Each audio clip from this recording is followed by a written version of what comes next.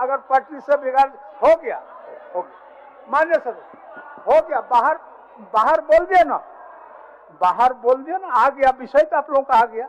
But आ गया अध्यक्ष महोदय, कुछ आप बट मान्य सदस्य अध्यक्ष महोदय ध्यान दिया जाए। उत्तर प्राप्त अध्यक्ष महोदय। अच्छा वो सब शून्य काल के पूरक है। हाँ पूछिए। मेरा पूरक है, झारखंड सरकार के विभिन्न विद्यालय, स्कूल ऑफ एक्सलेंस, उत्क्रमिक विद्यालय, कस्तूरबा गांधी विद्यालय में घंटी आधारित शिक्षक अंशकालिक शिक्षा कार्यरत है। सरकार को उत्तर प्राप्त है। मैं जानना चाहता हूं कि जो 5 शिक्षक अंशकालिक शिक्षिकाएं हैं की बाध्यता को समाप्त करते हुए विषयवार शिक्षक को नियुक्त किया जाए। अध्यक्ष महोदय। माननीय मंत्री जी जवाब। अध्यक्ष महोदय, शुरुआती शुरू करने दीजिए, उसके बाद चले। बट अध्यक्ष महोदय, माननीय सदस्यों का प्रश्न का जवाब स्पष्ट तौर पर दिया गया है और इनका प्रश्न जो है विभिन्न 3 खंड में बांटा गया है और तीनों खंड का पूरा विस्तार पूर्वक इसका जवाब दिया गया है। उसमें से कोई अगर पूरक पूछना चाहते हैं तो क्या पूरक है महोदय? आप रिपीट करिए। मैं जानना चाहता हूं कि अंशकालिक शिक्षिकाएं को प्रतिमाह 11,000 से लेकर 13,200 का भुगतान होता है। शिक्षकों को केंद्रीय विद्यालय संगठन के तर्ज पर मानदेय का भुगतान का प्रावधान किया जाए। अध्यक्ष महोदय।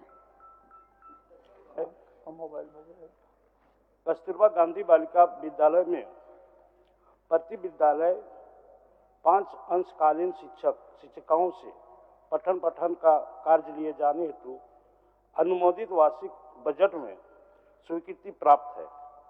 उन्हें प्रति माह 11,000 रुपया तथा राज्य योजना के अंतर्गत 2,200 अतिरिक्त 7 प्रति माह कुल 13,000 मानदेय स्वीकृत है।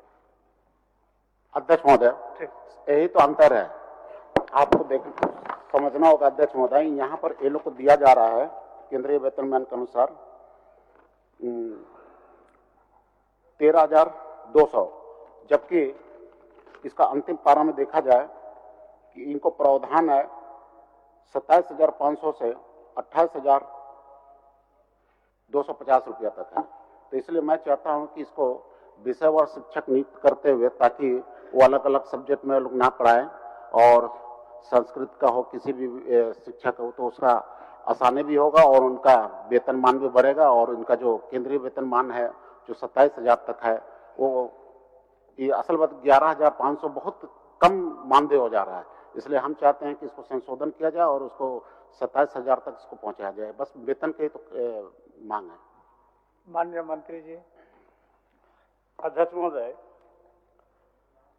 उपयुक्त विषय के अतिरिक्त 89 अंग्रेजी माध्यम के मॉडल स्कूल हेतु वैकल्पिक व्यवस्था के तहत घंटी आधारित शिक्षकों की नियुक्ति विज्ञापन के आधार पर की गई है, जिन्हें वर्तमान में घंटी आधारित के स्थान पर स्नातकोत्तर प्रशिक्षित एवं स्नातक प्रशिक्षित शिक्षकों को क्रमशः नियत मासिक मानदेय 27,500 एवं 26,000 विभागीय संकल्प संख्या 1842 दिनांक 6/7/2022 द्वारा प्राप्त हो। बोलिए, पूछना चाहते हैं, बोलिए। नहीं है, माननीय मंत्री जी जवाब कुछ और दे रहे हैं। अध्यक्ष महोदय, उसमें 2 तरह के टीचर होते हैं। एक टीचर होते हैं जो सरकारी होते हैं, एक टीचर होते हैं जो मतलब डेली वेजेस पे रखे जाते हैं, घंटे आधारित रखे जाते हैं। तो जो रेगुलर टीचर होते हैं अध्यक्ष महोदय, उसमें 10,000 राज्य सरकार देती है, 2,500 रुपया भारत सरकार का अंश आता है, उसमें वो 12,500 मिला करके उसको मिलता है। अध्यक्ष महोदय, माननीय विधायक जी का कहना है अध्यक्ष महोदय कि कस्तूरबा में जो शिक्षक हैं जो केंद्र सरकार आधारित 28,000 से लेकर 30,000 तक मानदेय वो सरकार देना चाहती है, यानी ये जवाब चाहिए अध्यक्ष। क्या माननीय नीरज जी यही ना पूछना चाहते हैं? सवाल मेरा पूछना चाहता हूँ। माननीय मंत्री जी अभी तत्काल देना चाहते हैं या नहीं, उसी में बताइए। अध्यक्ष महोदय, नियमावली गठित की कार्रवाई प्रक्रिया दी। ठीक हो गया, नियमावली बन रहा है।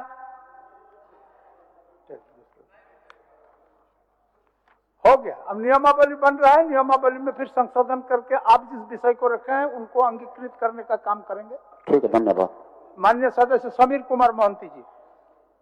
माननीय सदस्य समीर कुमार मोहंती जी। अध्यक्ष महोदय, मेरा प्रश्न का जवाब आया है, लेकिन ये जवाब संतोषजनक नहीं है। यहाँ पर लिखा हुआ है कि जिला शिक्षा एवं प्रशिक्षण संस्थान एवं प्राथमिक शिक्षक शिक्षा महाविद्यालय में वर्तमान में शिक्षकों का प्रशिक्षण का कार्य बंद कर दिया गया है। प्राप्त उत्तर के अनुसार 2023 से 2025 तक डीएलएड के कोर्स के लिए छात्रों का नामांकन नहीं किया जा रहा है। बात काफी चिंताजनक है, जबकि ये ट्रेनिंग प्राइवेट संस्थान में हो रहा है, तो सरकारी संस्थान में बंद किया गया। क्यों बंद किया गया है? और अभी सब जगह डीएलएड का इसका आपका डिग्री सब जगह मांग रहा है। प्राइवेट संस्थान में आज के दिन में गरीब बच्चों को पढ़ाई करना कितना कठिन, एक असंभव जैसा काम है। लेकिन यहाँ पर खंड 3 में भी जवाब दिया गया है कि कार्यालय आदेश के हवाला देते हुए बताया जाता है कि 2023 से 25 के नामांकन नहीं किया जाने का निर्णय लिया गया है। मेरा प्रश्न का जवाब लेकिन ये नहीं, हमको कहना कि मंत्री महोदय यहाँ पर जवाब दे कि क्यों बंद किया गया है। ठीक, उठो जान लीजिए मंत्री जी। माननीय मंत्री जी, ये जो डीएलएड का जो सरकारी संस्थान आपके राज्य के द्वारा संचालित था, लेकिन किसी कारणवश आपने बंद कर दिया है, और बंद कर देने के बाद पढ़ाई बंद नहीं हुआ है, पढ़ाई हो रहा है, लेकिन प्राइवेट स्कूलों में हो रहा है। और प्राइवेट स्कूल में होने के कारण, प्राइवेट कॉलेजों में होने के कारण उनको कैपिटेशन फी लगता है, और गरीब बच्चों के लिए इस कैपिटेशन फी को टॉलरेट करना मुश्किल है। इसलिए उनका कहना है कि क्या वो बंद पड़े कॉलेज को फिर से आप चालू करना चाहते हैं या नहीं? बोलिए, जवाब दीजिए। इतने है अध्यक्ष महोदय, जैसे माननीय सदस्य का जो उसका प्रश्न जो है, निश्चित रूप से उस पर इस पर ये विचारणीय विषय है। चलिए, नहीं विचारणीय विषय ही तो फिर ये तो कोई जवाब नहीं हुआ। आपका जो सवाल आपने किया उस सवाल को माननीय मंत्री जी महोदय ये खाली राज्य का बात नहीं है, पूरे देश के पैमाने में अगर आज विचार करेंगे तो बेरोजगारी एक सबसे बड़ा बीमारी है। और ऐसे परिस्थिति में इसके जरिए में भी बहुत सारे बेरोजगार शिक्षित बेरोजगार को रोजगार के स्रोत में जोड़ा जा सकता है। और आज भी बोल रहे हैं, जब प्राइवेट संस्थान में इसका व्यवस्था है, इसका मतलब जो अमीर घर में पढ़ाई किया है उसके लिए आप व्यवस्था रखिए, उसके लिए दुनिया का व्यवस्था, दुनिया का ऑप्शन है। लेकिन गरीब घर का बेटा जिसका बाप खेत बेच के बच्चा को पढ़ाने का काम किया है, वो फिर प्राइवेट संस्थान में जाके शिक्षा प्राप्त नहीं कर सकता है, जबकि डीएलएड का ट्रेनिंग सब जगह इतना आवश्यक कर दिए हैं। ऐसे परिस्थिति में मंत्री जी को ठोस इस पर निर्णय लेके जवाब देना होगा कि हाँ, इसको हम चालू करेंगे और कब तक चालू करेंगे, इसको भी वो जवाब दे सकते। माननीय मंत्री जी, माननीय मंत्री जी। अध्यक्ष महोदय, नई शिक्षा नीति में 4 वर्ष की शिक्षक प्रशिक्षण का प्रावधान रखा गया है, जो सर्वप्रति राज्य सरकार के में विचाराधीन है। विचाराधीन माने हमको समझ में नहीं आ रहा। हमको कहना कि अगर प्राइवेट संस्थान में इसका व्यवस्था है, हम तो सीधा सीधा मान रहे प्राइवेट संस्थान में व्यवस्था माने अमीरों के लिए है, फिर गरीब का बेटा के लिए आप क्या व्यवस्था करना चाहते हैं? और ये ठोस आप जवाब दीजिए कि माननीय मंत्री जी, माननीय मंत्री जी, उनका सवाल एकदम सीधा सा सवाल है कि डीएलएड का कॉलेज सरकार के द्वारा संचालित था। अब कहीं ऐसा नहीं न हो कि प्राइवेट कॉलेज का प्राइवेट संस्थान जो चला रहा है उनके दबाव से कॉलेज बंद कर दिया गया है। अध्यक्ष महोदय, आप इसको जांचवा लीजिए, अच्छा महोदय, आप इसको जांचवा लीजिए। जिला शिक्षा एवं प्रशिक्षित संस्थान द्वारा प्राथमिक विद्यालय शिक्षा महाविद्यालय जिसकी मान्यता सक्षम प्राधिकार से है, जिनमें डीएलएड का परीक्षण का कार्य संचालित था, इस संस्थाओं में डीएलएड कोर्स का संचालन झारखंड अधिवक्ता परिषद जैक द्वारा नहीं किया जाता है। वर्तमान में निजी संस्थाओं द्वारा डीएलएड शिक्षक प्रशिक्षण संचालित है। नहीं, सवाल तो उस जगह है, माननीय सदस्य साहब को उस विषय को कहे कि संचालित है, लेकिन फिर से सरकारी संस्थान को आप चालू करिएगा या नहीं, इतने तो जवाब है। इसीलिए सर अध्यक्ष महोदय, यही तो अध्यक्ष महोदय, ये हमारी विभागीय स्तर की बात है, इस पर हम जांच देख लेते हैं, जांच करवा लेते हैं।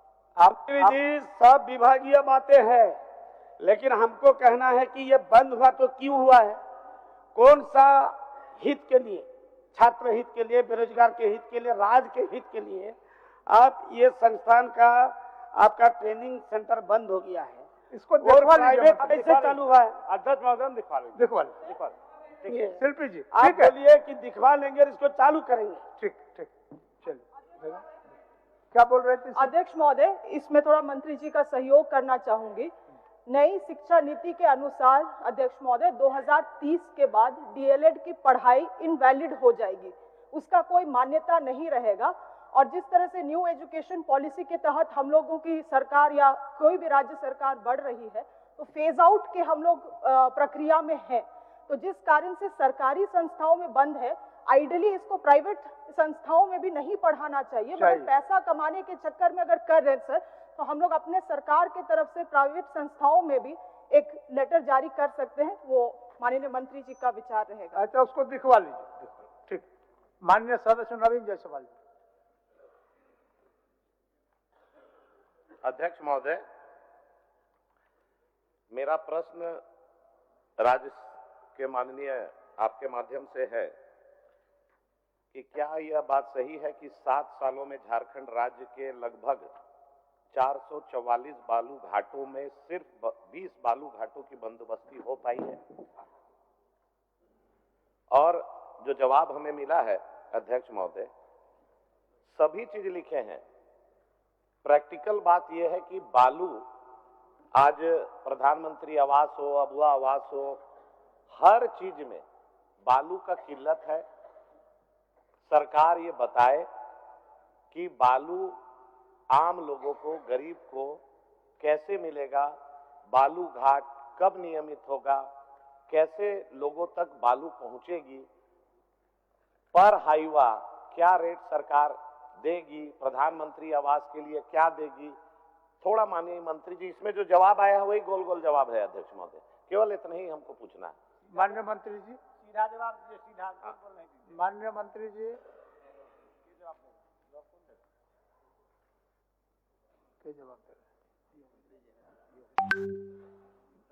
माननीय मंत्री जी, कौन देगा? खान एवं भूतत्व विभाग। दारू बेचते हैं। चलिए। ये माननीय अध्यक्ष महोदय, बहुत कुछ बेचा जाता है, आप लोग पहले बेच के कुछ छोड़े। चलिए।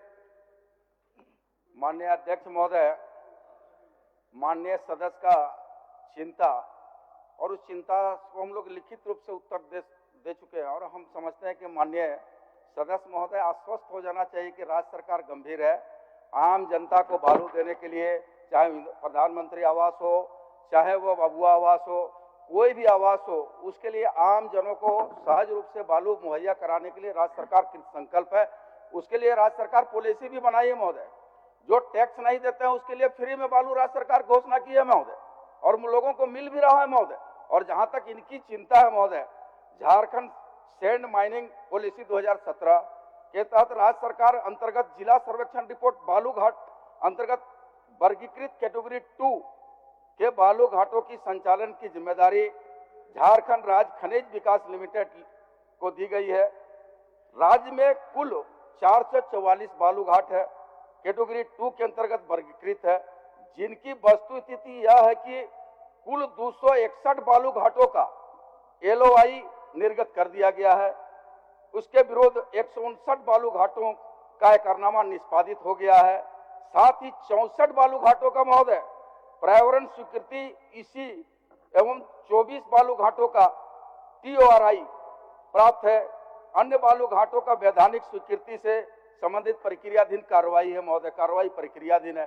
तो बड़ा स्पष्ट है महोदय, उनको माननीय सदस्य चाहेंगे कि संतुष्ट हो और बिल्कुल स्पष्ट जवाब है सरकार का। अध्यक्ष महोदय, मंत्री जी तो भाषण दे दिए। बालू प्रति हाईवा कितना में मिलेगा? अबुआ आवास या प्रधानमंत्री आवास में इन्होंने बोला फ्री दिए, तो कितने लाभुकों को ये सरकार बालू फ्री दी है? कितने प्रधानमंत्री आवास या अबुआ आवास में राज्य सरकार बालू फ्री दी है? केवल एक प्रश्न पर बता दे, और प्रति हाईवा कितना रुपया में बालू आम जन को, चाहे आप घर बनाइए चाहे हम घर बनाए, कितना में मिलेगा ये बताए। नहीं तो भाषण दे रहे हैं, भाषण देने की पढ़ के बता रहे हैं, उधर पूछ रहे हैं, पूछ के जवाब बोलिए दे देंगे। बढ़िया से पूछ लीजिए मंत्री जी, नया नया है। माननीय मंत्री, ऐसा है माननीय सदस्य महोदय, आपकी चिंता, आप कहते हैं कि बालू के कारण घर नहीं बना रहा है, आप हमसे डाटा मांग रहे हैं, आप बता दीजिए कि किसका बालू के कारण घर नहीं बन रहा है, तो राज्य सरकार उस पर भजवाने का काम करेगी। आप बता दीजिए हमको। रुपया हाईवा बिक रहा है, ये घर तो बन ये रहा है, प्रधानमंत्री आवास भी बन रहा है, लेकिन आप बोले फ्री में दे रहे हैं। कितना लोग को प्रधानमंत्री आवास में आपने फ्री में दिया है बताइए। महोदय देखिए, बालू का दर पहले सुन लीजिए, बालू का दर दूरी के आधार पर भी तय होता है कि उसके बालू का घाट से उसकी पहुंच का दूरी या फुहार दूरी कितना दूर है, उस पर भी निर्भर करता है। अब रह गया कि बालू की घाट राज्य सरकार बोले तो मैं कि राज्य सरकार संकल्पित है कि जो लोग टैक्स नहीं देते हैं उसको घर तक बालू पहुंचाने की व्यवस्था राज्य सरकार की है। रह गया आपकी चिंता कि अगर आपको बता दीजिए कि आपको कोई ऐसा घर है कि जहां बालू के चलते उसका घर बनना रुका हुआ है, तो राज्य सरकार इतनी गंभीर है कि उसके घर तक बालू पहुंचाने का काम करेगी। इसलिए आश्वस्त रहिए महोदय, आश्वस्त रहिए आप। अध्यक्ष महोदय, यहाँ माननीय सदस्य जो चुन के आए भाषण सुनने नहीं आए, हमने सिर्फ इतना पूछा। इन्होंने अपने वक्तव्य में कहा, प्रोसीडिंग में देख लीजिए, कि प्रधानमंत्री आवास, अबुआ आवास में राज्य सरकार फ्री में बालू दे रही है। मैंने कहा हर एक जिला में कितने आवास को इन्होंने बालू फ्री में दिया, प्रश्न नंबर 1। प्रश्न नंबर 2 कि इन्होंने कहा कि कौन घर नहीं बन रहा है बालू के अभाव में। मैं कहां कह रहा हूं, मैं तो कह रहा हूं कि 44,000 रुपया प्रति हाईवा के रेट पे आप मेरे साथ एक टीम गठित कर दीजिए, चलिए रातू में हाईवा कैसे निकल रहा है, कैसे चोरी का बालू डंप हो रहा है, सभी थाना उसमें संलिप्त है। आज मैं यही कह रहा हूं कि बालू के अभाव में जो रेट बढ़ गया, 44,000 रुपया प्रति हाईवा हो गया, तो कितना दर में मिलना चाहिए आम जनता को? ये बोल रहे हैं बंद नहीं हो रहा है। ये तो बताए ना कि कितने प्रधानमंत्री आवास या अबुआ आवास में इन्होंने फ्री दिया है। एक तो सिंपल क्वेश्चन है, ये अपने बोले हैं वक्तव्य में कि फ्री दे रही है सरकार। एक मिनट, आप क्या बोलना चाहते हैं? और इसका सुन लीजिए, एक बार जवाब दीजिएगा। बोलने दीजिए। माननीय अध्यक्ष महोदय, माननीय विधायक नवीन जायसवाल जी ने बड़ा ही अच्छा प्रश्न किया है। पहले भी बालू पर कई बार चर्चा हो चुकी है, अभी आज से नहीं चल रहा है, 2013 से चल रहा है अध्यक्ष महोदय। जब जब हेमंत सोरेन के नेतृत्व में सरकार बनती है अध्यक्ष महोदय, ये चर्चा अवश्य बनता है। मैं 2 बातें सिर्फ कर रहा हूँ। एक तो प्रश्न इन्होंने कहा कि भाई आप अभी तक कितने प्रधानमंत्री गरीबों को आपने फ्री में दिया है बालू, इसको बता दे सदन का। देखिए अध्यक्ष महोदय, एक चीज मैं आपसे भी कहना चाह रहा हूं, आप कस्टोडियन है अध्यक्ष महोदय। जब कोई माननीय सदस्य प्रश्न करता है तो उसका समुचित उत्तर मिलना चाहिए, और नहीं मिलता है तो मेरे ख्याल से आपकी जिम्मेवारी बनती है कि सही उत्तर दिलाए। मैं 2 ट्रक 2 हाईवा बालू मुझे चाहिए, माननीय मंत्री जी, आप कब दिला रहे हैं? उसका पैसा कहाँ जमा करना है आप बता दीजिएगा, मैं उस पैसा जमा कर दूंगा। अध्यक्ष महोदय, 2 हाईवा बालू मुझे चाहिए। चलिए, 2 हाईवा बालू मुझे चाहिए अध्यक्ष महोदय। तो जवाब नहीं, जो भी लगे, जो पैसा लगे, जो सरकार तय करेगी पैसा, वो पैसा मैं देने के लिए तैयार हो चुकी। उसका रसीद मिलेगा, उतना पैसा मैं दूंगा अध्यक्ष महोदय। तो माननीय मंत्री महोदय, मुझे 2 हाईवा कब बालू देने का काम करेंगे, और ये बता दें कि किस गरीब को मुफ्त में, फ्री में इन्होंने बालू देने का काम किया है। बस 2 सिंपल सा तो प्रश्न है। चलिए माननीय मंत्री जी,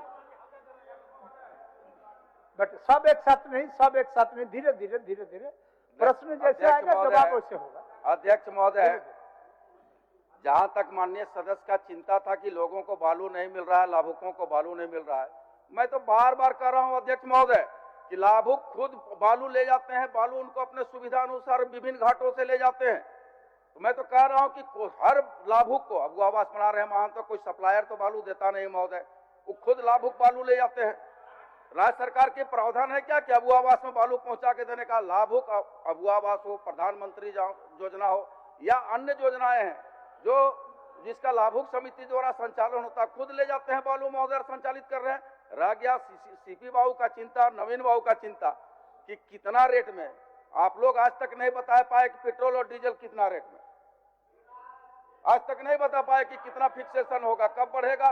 रात को कुछ बढ़ता है, दिन को कुछ घटता है, फिर दूसरे दिन बढ़ता है और घटता है। राज्य सरकार, आप लोग आश्वस्त रहिए माननीय सदस्य महोदय नवीन जी कि राज्य सरकार आपकी चिंता है, उस चिंता को, राज्य की जनता को, 3.25 करोड़ जनता की चिंता को दूर करने का काम करेगी महोदय, मैं यह बताना चाहता हूँ। धन्यवाद महोदय। अध्यक्ष महोदय, आप हम लोगों का कस्टोडियन है, ऐसा जवाब होता है अध्यक्ष महोदय। इन्होंने अपने वक्तव्य में कहा कि राज्य सरकार अबुआ आवास, प्रधानमंत्री आवास में फ्री में दे रही है। सीपी बाबू ने और हमने सिंपल क्वेश्चन कहा कि कितने अबुआ आवास में, कितने प्रधानमंत्री आवास में, जिला वाइज।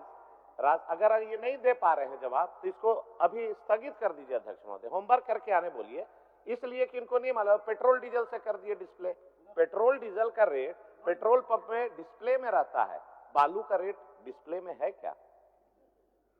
मतलब अध्यक्ष महोदय, सवाल माननीय कोई सदस्य करे, जवाब दिलाना आपका भी मौलिक दायित्व है अध्यक्ष महोदय। ऐसा बोलने से तो बोल दीजिए हम लोग नहीं डालेंगे प्रश्न, नहीं डालेंगे अध्यक्ष महोदय।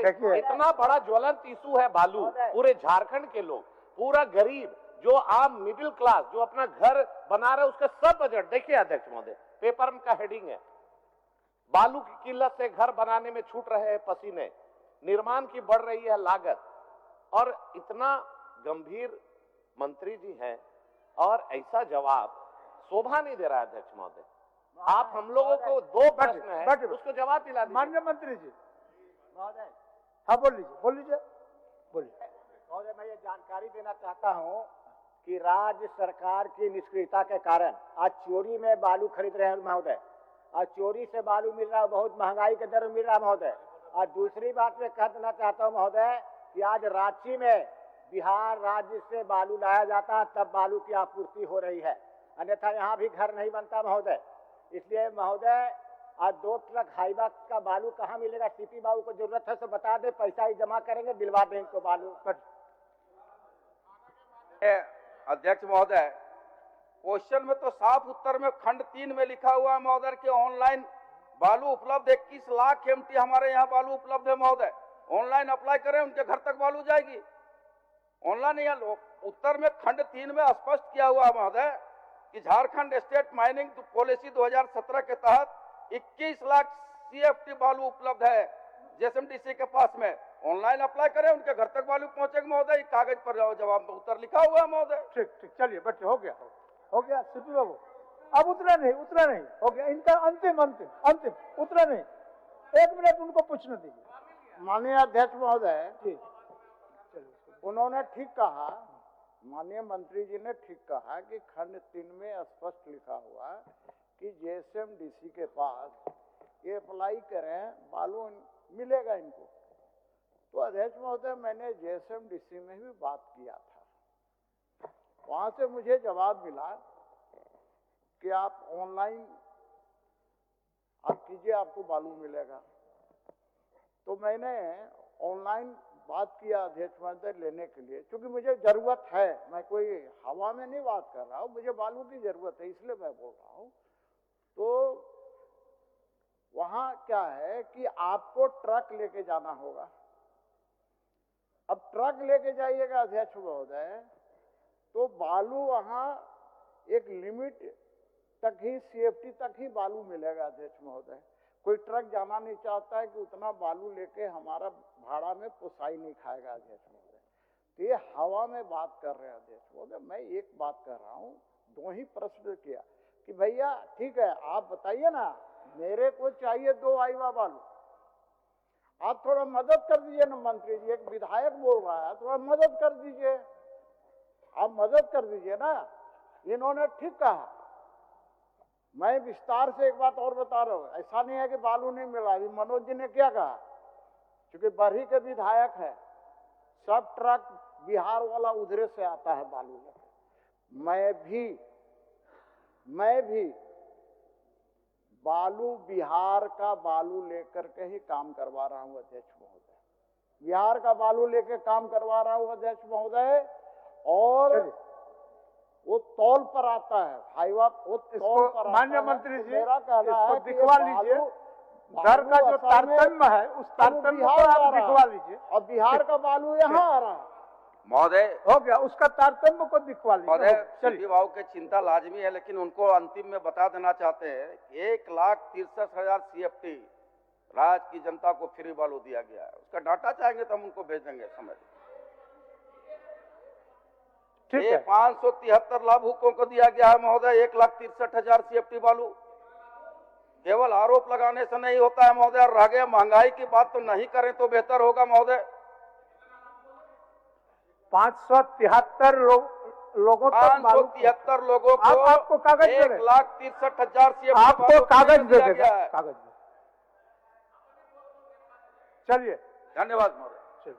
जयराम महतो जी, चलिए, अब बहुत हो गया इसमें, हो गया। जयराम महतो जी, माननीय सदस्य जयराम जी, नए सदस्य उनको पूछने दीजिए। आपको कागज भिजवा देंगे ना, बोले ना, आपको कागज भिजवा देंगे। आप कागज ले लीजिए ना, उस पर तर्क में नहीं जा रहा है माननीय सदस्य, आर्गुमेंट में नहीं। धन्यवाद अध्यक्ष महोदय।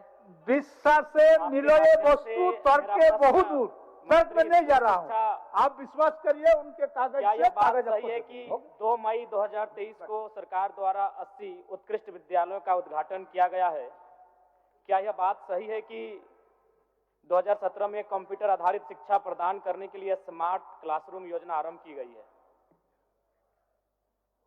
माननीय मंत्री जी कौन जवाब देंगे? दीजिए, बैठिए। जयराम जी बैठिए। जयराम जी। अध्यक्ष महोदय, माननीय सदस्य का जो प्रश्न है, इनका प्रश्न है कि 2 मई 2023 को सरकार द्वारा 80 उत्कृष्ट विद्यालयों का उद्घाटन किया गया है। अध्यक्ष महोदय, ये राज्य सरकार द्वारा नीतिगत निर्णय लेते हुए विभागीय संकल्प संख्या 22 से 15 दिनांक 29/10/2020 के आलोक में राज्य सरकार अंतर्गत कुल 80 उत्कृष्ट विद्यालय जिला स्तर पर संचालित किया गया है। माननीय सदस्य जो प्रश्न है कि 2023 में उत्कृष्ट है, और दूसरा उनका यह है माननीय सदस्य का कि कंप्यूटर शिक्षा आधारित शिक्षा प्रदान करने के लिए 2017 में आईसीटी योजना क्रियान्वित कराई गई थी और स्मार्ट क्लास रूम योजना वर्ष 2022 में प्रारंभ की है। इसमें भी इनका जो सवाल है उत्तर है। और कुछ पूरक प्रश्न जयराम जी? अध्यक्ष महोदय, मैं पूरक सप्लीमेंट्री क्वेश्चन है आपका? नहीं महोदय, मैं जानना चाहता हूं कि जो लैब टेक्नीशियन की बहाली होती है एजेंसियों के माध्यम से, उनमें कई शिकायतें हमें मिली हैं जहां कार्य करने के बाद उन्हें हटा दिया जा रहा है अध्यक्ष महोदय। दूसरी बात अध्यक्ष महोदय, मैं जानना चाहता हूं कि डुमरी विधानसभा में एक भी ऐसे विद्यालय का हमें उदाहरण दे मंत्री महोदय जिसकी हम निगरानी खुद का निरीक्षण करना चाहेंगे, और हम जो मंत्री महोदय कागज में लिख के दे रहे हैं धरातल पर वो है कि नहीं, हम स्वयं देखना चाहेंगे। डुमरी विधानसभा के आपको विद्यालय का उदाहरण देखना चाहेंगे। आपका कागज की मांग है ना? जी, हमारा डुमरी विधानसभा का। जी लिख कर तो ये दे रहे हैं, लेकिन हम धरातल पर जाकर स्वयं देखना चाहते हैं अध्यक्ष महोदय कि वास्तव में ये धरातल पर है कि नहीं है। ठीक। मैं मांग करता हूं मंत्री महोदय से। उनका दो ही डिमांड है। डुमरी विधानसभा की बात जी, उन्होंने मांग रहे हैं कागज दिलवा। मैं डुमरी विधानसभा क्षेत्र की जो है मैं उसको उपलब्ध करा दूंगा। ठीक है जयराम जी, धन्यवाद। तारांकित माननीय सदस्य सुखराम ओराम जी। बैठ। अब अभी नहीं सिन्हा जी, अभी बैठे ना, लेंगे अभी थोड़ा सा आगे बढ़ने दीजिए, थोड़ा आगे बढ़ने दीजिए। आप शुरुआत को थोड़ा सा करने दीजिए, उसके बाद लेंगे। बोलिए सुखराम जी। अध्यक्ष महोदय, आपके माध्यम से मंत्री से मैं जानना चाहूंगा, कम शब्दों में अपने बातों को हम रखना चाहेंगे कि प्रशासनिक स्वीकृति कब तक देंगे, मैं मंत्री से जानना चाहता हूं। माननीय मंत्री जी। सुखराम उरांव साहब का 3 खंडों के उत्तर थे, जिसमें पहले 2 खंड के बारे में लगता है कि माननीय सदस्य को पूरक में और कोई जानकारी आवश्यक नहीं है। पहले 2 खंडों में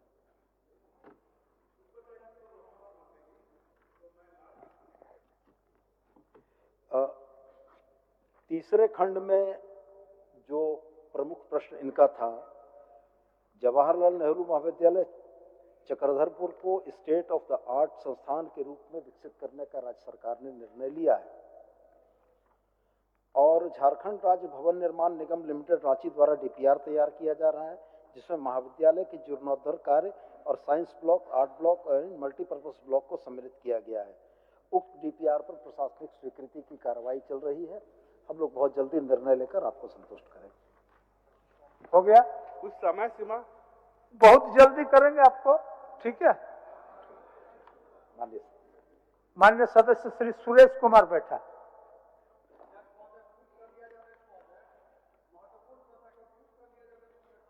क्या क्वेश्चन था उनका पुट में?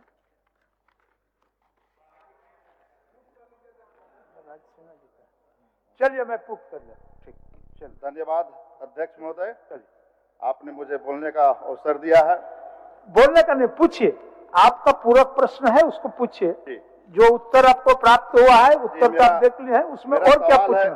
ठीक। खान एवं भूतत्व विभाग मंत्री महोदय से जी, क्या यह बात सही है कि रांची जिला अंतर्गत खलारी प्रखंड के एनके एरिया में विभिन्न कोयला खदानों द्वारा नियम विरोध भारी विस्फोट किया जाता है?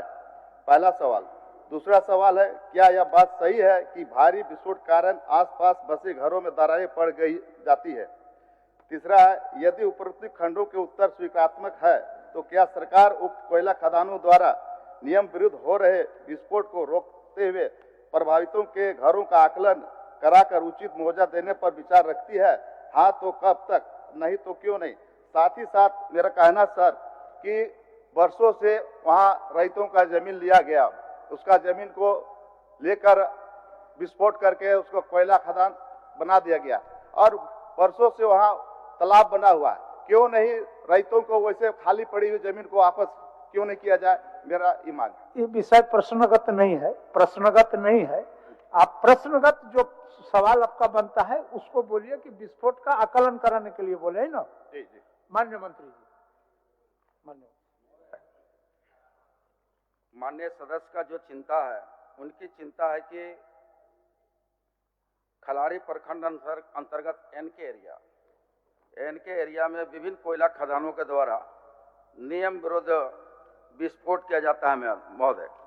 मैं सरकार का उत्तर बड़ा स्पष्ट है महोदय, उसमें इनको स्पष्ट किया गया है कि रांची जिला अंतर्गत खलारी प्रखंड में central coalfield limited N K area में धारित कोयला खदान पट्टा अंतर्गत संबंधित कंपनी से प्राप्त प्रतिवेदनानुसार संबंधित प्रावधान दिशा निर्देशों के आलोक में महोदय विस्फोट किया जा रहा है।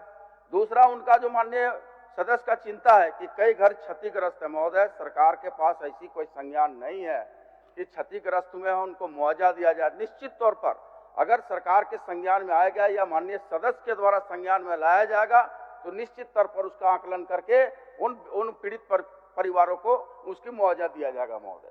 ठीक, मान्य सदस्य।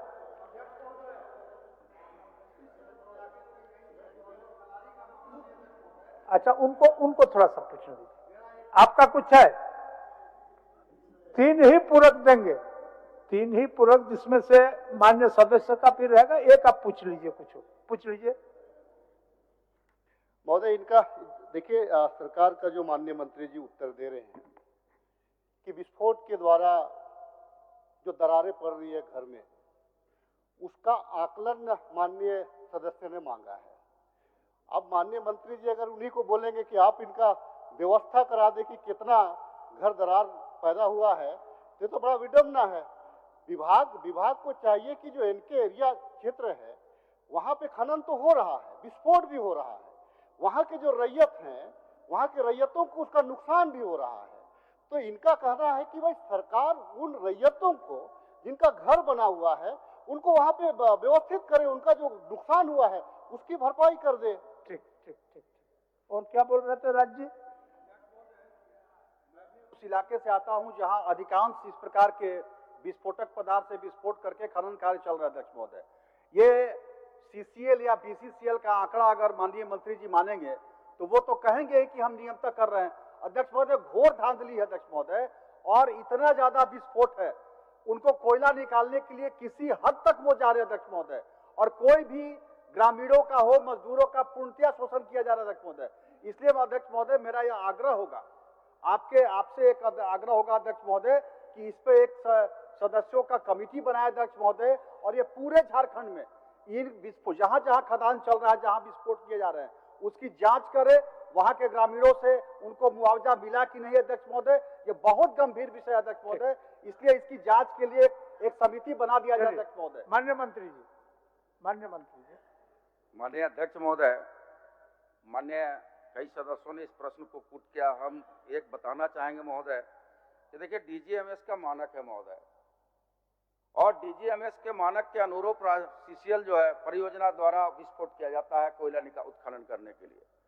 माननीय राजेश जी ने कहा कि भाई इनको माननीय सदस्य को ही कह दिया गया कि आप जांच प्रतिवेदन बताएं। मैंने ये नहीं कहा महोदय, मैंने ये कहा कि उसकी राज्य सरकार के पास कोई संज्ञान नहीं है, कोई इस तरह का विषय नहीं आया। अगर किसी तरह से विषय, चूंकि माननीय सदस्य के द्वारा भी कोई स्पेसिफिक नहीं बोला गया है कि फल्ला आदमी का घर टूटा हुआ है महोदय, फल्ला आदमी का घर क्षति हुआ है। मैंने कहा कि अगर जानकारी राज्य सरकार को प्राप्त होगी तो निश्चित तौर पर कार्रवाई होगी और उसको मुआवजा भी दिलाने का काम करेंगे महोदय। आप प्रश्नकर्ता निर्देशित कौन करेगा? आप न करेंगे? प्रश्नकर्ता राजेश जी, प्रश्नकर्ता प्रश्नकर्ता पूछिए। खिलारी प्रखंड के विश्रामपुर पंचायत में इस तरह का कई घर हैं, दरारें पड़ गई है। आप पूरा गोल ओवर झारखंड का मामला है। मान्य सदस्य इसके लिए मान्य सदस्य बना दीजिए, कमेटी बना दीजिए, जाके लोग आकलन करेंगे तो निश्चित रूप से आप सच्चाई सामने आ जाएगी। मान्य सदस्य,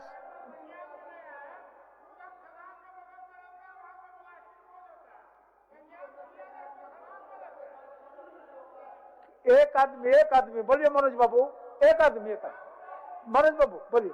मैं कहना चाहता हूँ पूरे राज्य स्तरीय मामला महोदय, बड़का गांव भी एनटीपीसी माइनिंग कर रही है, सीसीएल माइनिंग करता है, वहां भी रोज सूचनाएं आती है, रोज घर टूट रहे हैं।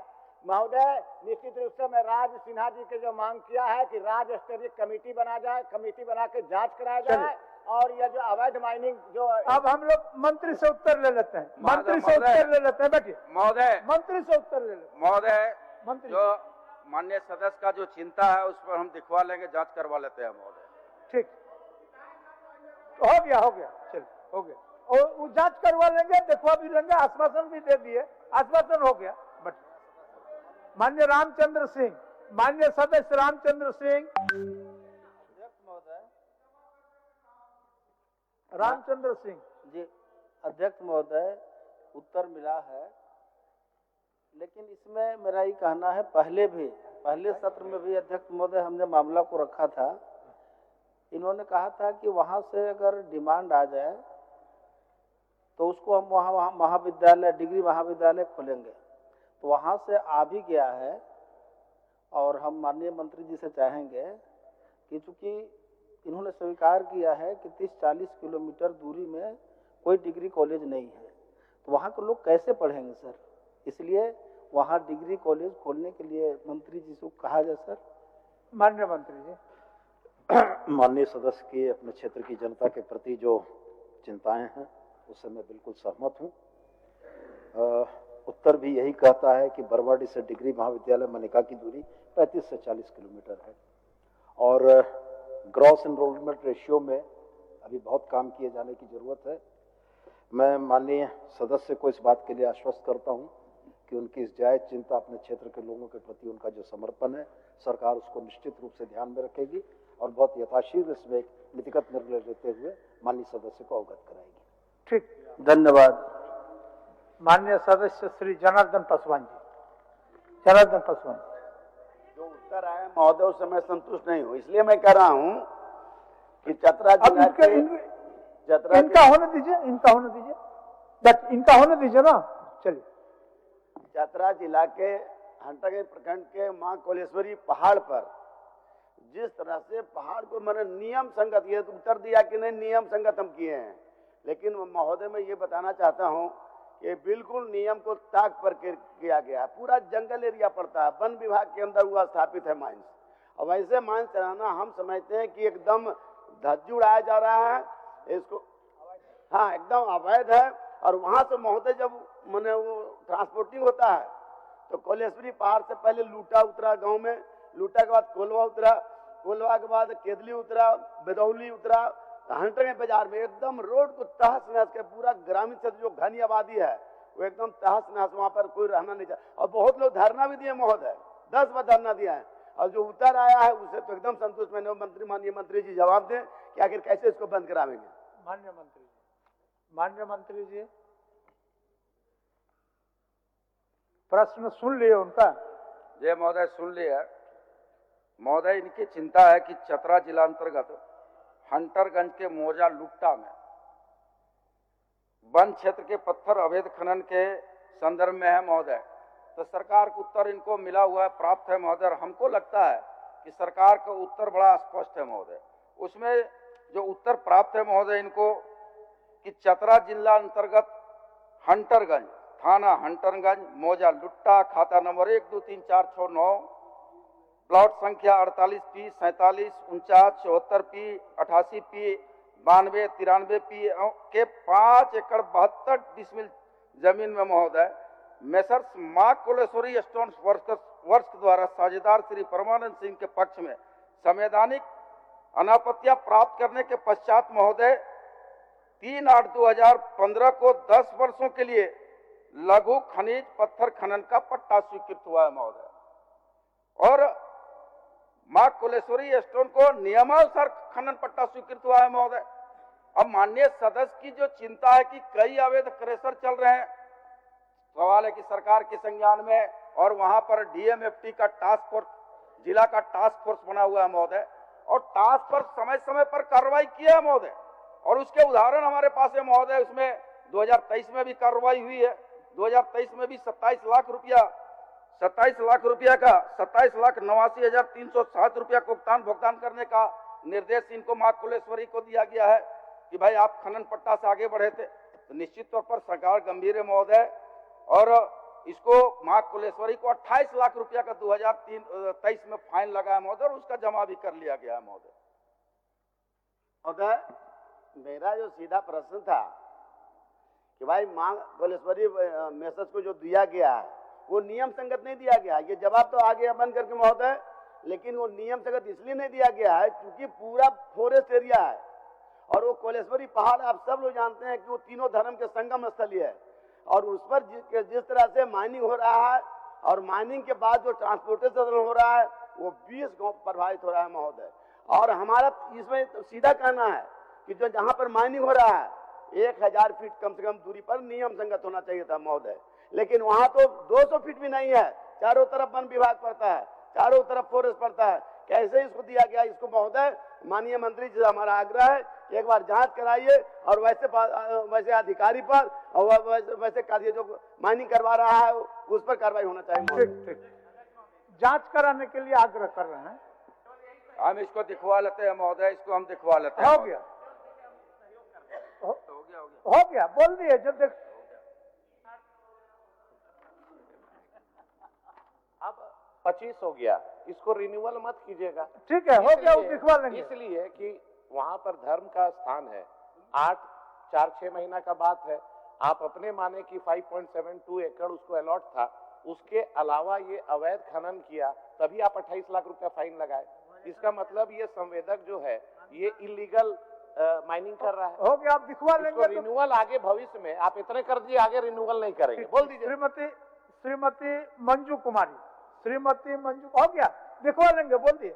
आपका विषय माननीय मंत्री जी जांच करवा लेंगे, हो गया। ठीक, मंजू कुमार। अध्यक्ष महोदय, ये मुझे जो उत्तर मिला है ये उत्तर से मैं संतुष्ट नहीं हूँ। इसमें जो स्कूल का जो नाम दिया गया है, तीनों स्कूल का नाम गलत है अध्यक्ष महोदय। ये लेधवाराडी था तो लेधवाराडी किया गया है, सूर्य गादी को सूर्या गादी किया गया है, और गादी को गादी खुर्द किया गया। अध्यक्ष महोदय, गादी खुर्द में तो स्कूल है ही नहीं, तो ये उत्तर से मैं संतुष्ट नहीं हूँ अध्यक्ष महोदय। मैं पुनः मांग करती हूँ कि वहाँ पर स्कूल जो है आपका होना चाहिए, और किलोमीटर का जो 5 किलोमीटर है स्कूल दूरी में, ये जो इसमें क्वेश्चन जो किए हैं इसमें 5 किलोमीटर दूरी है, दोबारा वहाँ पर अच्छे से जांच करवा करके वहाँ हाई स्कूल का के लिए हम मांग करते हैं अध्यक्ष महोदय। धन्यवाद। माननीय मंत्री जी। अध्यक्ष महोदय, माननीय सदस्य का जो प्रश्न है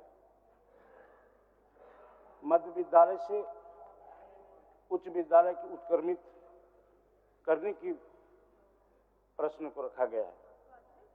अध्यक्ष महोदय, ये उत्क्रमित करने के लिए कई अहर्ताएं को देखा जाता है। छात्र की संख्या, मध्य विद्यालय से उच्च विद्यालय की दूरी को देखा जाता है, और उसके बाद वो अहर्ता जो पूरा करती है वैसे स्थिति में उत्क्रमित किया जाता है। तो इसका मैं पूर्ण रूप से ये है जो हम एक साथ में ये कर बता दे रहा हूं। मैं बोलना चाहूंगा कि सारे प्रश्न का एक साथ में जवाब दे रहा हूं कि विभागीय अधिसूचना संख्या 2748 दिनांक 18/11/8 में मध्य विद्यालय की उच्च विद्यालय में उत्क्रमित हेतु प्रावधान किया गया है कि प्रत्येक 5 किलोमीटर की परिधि तथा 5000 की आबादी पर एक मध्य विद्यालय के उत्क्रमित की अनुशंसा की जाए। जैसे क अतिरिक्त भवन निर्माण हेतु पर्याप्त भूमि न्यूनतम 1 एकड़ का हो। ख पर्याप्त छात्र नामांकन वर्ग 6 से 8 में न्यूनतम 100 छात्र हो, एवं ग उस विद्यालय के 5 किलोमीटर की परिधि में कम से कम 3 पोषक मध्य विद्यालय हो। दूसरा, मध्य विद्यालय चिल्गा से निर्धारित मानक 5 किलोमीटर की परिधि के अंतर्गत कोई अन्य उच्च विद्यालय अवस्थित नहीं रहने के प्रतिकूल 5 किलोमीटर की परिधि में 3 उच्च विद्यालय पूर्ण रूप से स्थापित है। एतव एवं मध्य विद्यालय चिलवा को उच्च विद्यालय में उत्क्रमित का कोई प्रस्ताव विचाराधीन नहीं। कुछ और पूरक? अध्यक्ष महोदय, एक बार पुनः विचार करके विद्यालय वहाँ पे है अगल बगल में, लेकिन दूरी 5 किलोमीटर दूरी है। ठीक है मैडम। ठीक, धन्यवाद। श्रीमती रागिनी सिंह, आप पूछिए, पूरक पूछिए। अध्यक्ष महोदय, मैं चाहूंगी कि मेरे झरिया विधानसभा में क्या सही है, माडा एमडी नहीं होने के कारण वहाँ मनमानी तरीके से माडा नियुक्त नहीं होने के कारण मनमानी तरीके से वहाँ पैसा वसूली होती है और मनमानी तरीके से वहाँ बिल जाती है। तो मैं चाहूंगी कि उस पर जांच हो और जल्दी से जल्दी एमडी वहाँ नियुक्त किया जाए। माननीय मंत्री जी। मान्यवर, मूल प्रश्न से अलग माननीय सदस्य का प्रश्न आया है। मूल प्रश्न इनका यह था कि क्या यह बात सही है कि झरिया विधानसभा क्षेत्र कोयला उत्खनन वाला क्षेत्र है जहां घनी आबादी निर्वासित लीजिए तथा इस क्षेत्र को खनिज क्षेत्र विकास पर माडा द्वारा अपने सामाजिक CSR के क्या यह सही है कि उल्लिखित क्षेत्र अंतर्गत शुद्ध पेयजल अनुपलब्धता तथा पेयजल शुल्क स्थानीय आमजन से अधिक की वसूली की जा रही है?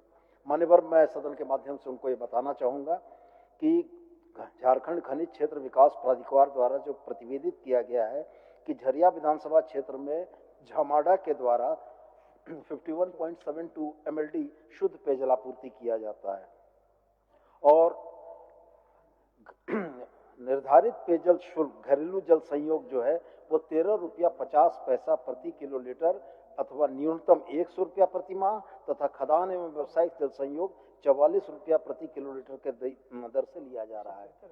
तो इसमें माननीय सदस्य कुछ पूछना चाहते हैं? पानी बिल, क्योंकि वहाँ क्षेत्र से लगातार मेरे पास ये समस्या आती है। मैं वहाँ चाहूँगी कि एमडी का नियुक्ति बहुत जल्द होना चाहिए, लेकिन नगर निगम के ही ऊपर पूरा प्रभार है और जलापूर्ति जो मिल रही है वो मनमानी तरीके से हो रही है। और मैं दूसरा चाहूँगी कि आखिर क्यों इतना लंबे समय से माडा नियुक्त नहीं हो पा रहा है? आपका विषय अंतर्गत या प्रश्नों के अंतर्गत है? नहीं है, इससे बाहर है। उससे बाहर तो आप इसमें जवाब दे सकेगा, नहीं तो उसको सूचना में ले लेते हैं। हाँ, मैंने माननीय सदस्य का जो मूल विषय था वो पानी की दर से था और अनुपलब्धता पर था। तो अनुपलब्धता पर हमने ये कहा कि 54 MLD से ज्यादा पानी हम वहाँ दे रहे हैं। दर घरेलू संयोजन के लिए 13 रुपया 50 पैसा है, मासिक 100 रुपया है। माने उपलब्धता है और दर निर्धारित है। अब माननीय सदस्य का यह कथन है कि माडा के एमडी की नियुक्ति होनी चाहिए। तो मैं माननीय सदस्य को इस बात के लिए आश्वस्त करता हूं कि इस विषय को संबंधित विभाग तक पहुंचाकर आपकी बात हम वहां तक पहुंचा। ठीक है मैडम, बैठ।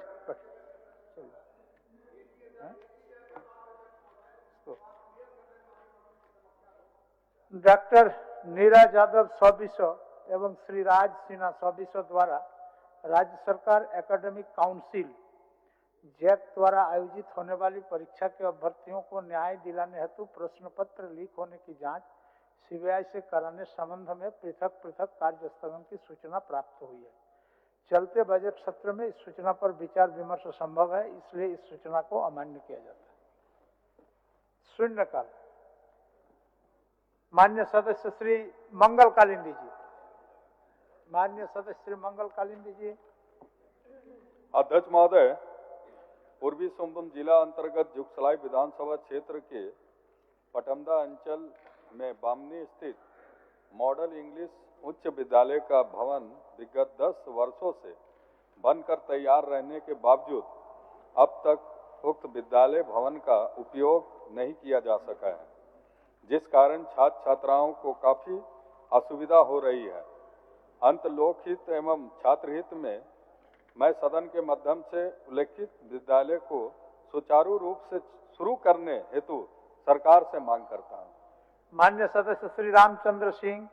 अध्यक्ष महोदय, NH 39 कुड़ू चंदवा लातेहार मेदिनीनगर गढ़वा पथ चौड़ीकरण कार्य में अधिग्रहण किए जाने वाली भूमि का मुआवजा राशि का भुगतान पूर्व की निर्धारित सरकारी दर पर किया जा रहा है, जबकि वर्तमान में इस पथ में आने वाले कई ग्रामों के जमीन का बाजार मूल्य निर्धारित सरकारी दर से कई गुना ज़्यादा है। अतः जनहित में शून्यकाल के माध्यम से मांग करता हूं कि अधिग्रहण किए जाने वाले भूमि का मुआवजा राशि वर्तमान बाजार मूल्य पर निर्धारित किया जाए। माननीय सदस्य श्री शत्रुघ्न महतो। माननीय अध्यक्ष महोदय, मैं आपको ध्यान राष्ट्र करना चाह रहा हूँ। मुख्यमंत्री गंभीर बीमारी सहायता निधि के हजारों फाइलें CGHS रेट के फंड के अभाव में जिले के सिविल सर्जन कार्यालय लंबित है, जिससे प्रतिदिन हजारों की संख्या में बीमार इलाज के अभाव में दम तोड़ रहे हैं। सरकार इलाज की राशि का विलंब भुगतान करें एवं CGHS रेट पर विचार करें। माननीय अध्यक्ष महोदय, राज्य की हालत काफ़ी चिंताजनक है, मरीजों की हालत काफ़ी गंभीर रहती है। सिविल सर्जन से बात करने पर जवाब मिलता है कि सर क्या करें, फंड की व्यवस्था नहीं है। ऐसी हालत में इस योजना का क्या फायदा, जिससे बेहतर इलाज होगी। सरकार आयुष्मान योजना के तहत ही कोई योजना प्रस्तावित करे। माननीय सदस्य श्री निर्मल महतो। माननीय सदस्य श्री निर्मल महतो, शून्यकाल। अध्यक्ष महोदय, पढ़िए। पूर्व में भी हम जो डाड़ी प्रखंड को रामगढ़ जिला में शामिल करने के लिए, जो कि वहां से हम लोग का 80 किलोमीटर और कोई भी रोड, आप शून्यकाल की सूचना को पढ़ें, उस रिपोर्टिंग होगा। वर्तमान समय में डाड़ी प्रखंड हजारीबाग जिला अंतर्गत में है। डाड़ी प्रखंड मुख्यालय हजारीबाग जिला मुख्यालय से 80 किलोमीटर, जबकि डाड़ी प्रखंड का मुख्यालय रामगढ़ जिला से मात्र 12 किलोमीटर है। डाड़ी प्रखंड के लोगों को सरकारी कार्यों में या जिला मुख्यालय आने जाने में काफी कठिनाई का सामना करना पड़ता है। सदन के माध्यम से सरकार से डाड़ी प्रखंड को अविलंब रामगढ़ जिला में शामिल करके किया जाए। धन्यवाद। माननीय सदस्य श्री भूषण तिर्की जी। अध्यक्ष महोदय, गुमला विधानसभा क्षेत्र अंतर्गत चैनपुर प्रखंड व डुमरी के सीमा पर बने अपर जलाशय परियोजना का कार्य लगभग 15 वर्ष पूर्ण किया गया है। इन प्रखंडों में किसानों की घनी आबादी एवं आदिवासी बहुल क्षेत्र है, परंतु वहां के किसानों को अब तक सिंचाई की सुविधा नहीं मिल पा रही है, जिसके कारण किसान अपने खेतों में फसलों का उत्पादन नहीं कर पा रहे हैं, जिससे उनकी आर्थिक हालत ठीक नहीं है। अतः मैं सदन से मांग करता हूं कि किसानों की सिंचाई की सुविधा विलंब उपलब्ध कराई जाए। माननीय सदस्य श्री राजेश कच्छप जी। अध्यक्ष महोदय, ये विस्थापितों का मामला है महोदय। रांची जिला के गेतेलसूद डैम, धुरुआ डैम एवं सेना के द्वारा रैयतों की भूमि अर्जित की गई है महोदय। अर्जित भूमि की लगान रसीद रैयतों के द्वारा मैनुअल सिस्टम में काटा जा रहा था, जो 2014 से पहले का था। वर्तमान में 2014 के बाद ऑनलाइन सिस्टम में सभी अर्जित भूमि की संपूर्ण खाता के लगान रसीद अंचल अधिकारियों के द्वारा बंद किया गया है। मैं आसन के माध्यम से सरकार से मांग करता हूं महोदय कि रैयतों की जो जमीन अर्जित की गई उसको माइनस कराया जाए और जो बाकी जमीन है उन रैयतों का उसमें लगान निर्धारित करके उसको लगान रसीद उस पर काटा जाए। असमंजस की स्थिति में है कि उनका ना जाति प्रमाण पत्र बन रहा है ना आवासीय प्रमाण पत्र बन रहा है महोदय। इसीलिए मैं आग्रह करना चाहूंगा आपके माध्यम से कि सरकार बाकी जमीनों की उन विस्थापितों का रसीद को निर्गत कराया जाए। माननीय सदस्य डॉक्टर कुशवाहा शशिभूषण मेहता जी। अध्यक्ष महोदय, पलामू जिला अंतर्गत मनातू प्रखंड के पंचायत रंगिया, डुमरी, बंसी खुर्द, चक, नोडिहा, मंझौली तथा तरहसी प्रखंड के पंचायत गोंदी में वनकर्मी, मनातू थाना के पुलिसकर्मी, चौकीदार, पूर्व जिला परिषद, वर्तमान और पूर्व मुखिया, राशन डीलर एवं कुछ पारा शिक्षकों द्वारा हजारों एकड़ वन भूमि, गरमजुरा भूमि तथा रेती भूमि पर अफीम की खेती की गई है। अफीम तस्करों के द्वारा निर्दोष ग्रामीणों को जेल भिजवाया जा रहा है तथा वास्तविक दोषियों को संरक्षण दिया जा रहा है। नामजद कई मुख्य आरोपी खुलेआम घूम रहे हैं। मैं सरकार से उपयुक्त अफीम तस्करों के संरक्षक पुलिसकर्मी एवं वन कर्मियों को अविलंब स्थानांतरित करने तथा अफीम की खेती में संलिप्त मुख्य दोषियों एवं सफेदपोशों पर कानूनी कार्रवाई करने तथा निर्दोष ग्रामीणों को रिहा करने का मांग करता हूँ। माननीय सदस्य श्री समीर कुमार मोहंती जी। अध्यक्ष महोदय, इन दिन बौरागुड़ा विधानसभा क्षेत्र में लाइफ लाइन माने जाने वाले 108 एम्बुलेंस सेवा बिल्कुल ध्वस्त हो चुकी है। सड़क दुर्घटना जैसे आपात स्थिति में भी कॉल करने से एम्बुलेंस उपलब्ध नहीं कराया करता। उच्च चिकित्सा हेतु रेफर हुए मरीज को भी एम्बुलेंस के लिए घंटों इंतजार करना पड़ता है। बौरागुड़ा विधानसभा क्षेत्र के अंतर्गत बौरागुड़ा, चकुलिया एवं गुड़ाबंधा प्रखंड के लिए सिर्फ 3 108 एम्बुलेंस उपलब्ध है। जन आबादी के अनुपात में ये काफ़ी सामान्य है। प्रशासन के माध्यम से मैं मांग करता हूं कि बौरागुड़ा विधानसभा क्षेत्र में 108 सेवा को सुदृढ़ किया जाए ताकि उचित समय पे इसके मरीजों का इलाज किया हो सके। माननीय सदस्य श्री नमन बिस्कल कुंगाड़ी। अध्यक्ष महोदय, मेरे कुलेबिरा विधानसभा क्षेत्र में बहुतायत की संख्या में कुसुम पेड़ हैं जो लाह उत्पादन के लिए उपयुक्त हैं, परंतु पिछले कुछ वर्षों से किन्हीं कारणों से लाह कीटों को नुकसान हुआ है जिससे लाह उत्पादन में कमी आई है। अतः मैं सदन के माध्यम से सरकार से मांग करता हूं कि मेरे विधानसभा क्षेत्र में पारिवारिक आमदनी को बढ़ाने एवं पलायन को रोकने के लिए लाह कीटों की अधिक मात्रा में अनुदान में बांटने हेतु सरकार से मांग करता हूं। माननीय सदस्य श्रीमती मंजू कुमारी। अध्यक्ष महोदय, ध्यान कृष्ट करना चाहती हूँ कि गिरिडीह जिला के देवरी प्रखंड स्थित नेकपुरा से अस्को होते हुए देवरी प्रखंड मुख्यालय को जोड़ने वाला पथ में बड़े बड़े गड्ढे हो जाने से उक्त पथ अत्यंत जर्जर अवस्था में अवस्थित है। वर्णित पथ में ग्रामीणों को आवागमन करने में काफी कठिनाई हो रही है। अतः उक्त वर्णित पथ का जनहित में निर्माण मरम्मतीकरण कराने को मांग में सदन से माध्यम से सरकार से मांग करती हूँ। धन्यवाद। माननीय सदस्य श्री अनंत कुमार देव जी। अध्यक्ष महोदय, गढ़वा जिला अंतर्गत 2 प्रखंड डंडई और चिनिया को जोड़ने वाली लवाही से पचौर होते हुए चिनिया तक लगभग 10 किलोमीटर की लंबी पीडब्ल्यूडी पथ निर्माण कार्य की मांग सदन के माध्यम से सरकार से करता हूं। माननीय सदस्य श्री अरूप चटर्जी जी। अध्यक्ष महोदय, पिछले 2 वर्षों से मृत माडा कर्मियों के आश्रित माडा ऑफिस धनबाद के सामने धरना दे रहे हैं और प्रदर्शन भी कर रहे हैं। मैं मांग करता हूं कि उनके आश्रितों को अविलंब नौकरी देने की कृपा करें और उनकी जो बकाया राशि है वो भी जल्द से जल्द देने की कृपा करें। माननीय सदस्य श्री राज सिन्हा जी। अध्यक्ष महोदय, धनबाद रेलवे स्टेशन से गोविंदपुर जाने वाले पूरी मार्ग जो है वो 4 लेन बन चुकी है, लेकिन पता नहीं किन कारणों से बीच में स्टील गेट जो सराय ढेला में है वहाँ पे लगभग 500 फीट रोड जो है छोड़ दिया गया है और वहाँ जाम बिल्कुल वो बॉटल नेक की तरह हो गया। अध्यक्ष महोदय, आप लोग भी जाते होइएगा तो जाम में बुरी तरह से फंसते होइएगा वहाँ पे, तो मांग करते हैं कि उस इलाके को भी 500 फीट जो बचा हुआ है उसको भी चौड़ी करके 4 लेन बनाया जाए। माननीय सदस्य श्री मथुरा प्रसाद महतो जी।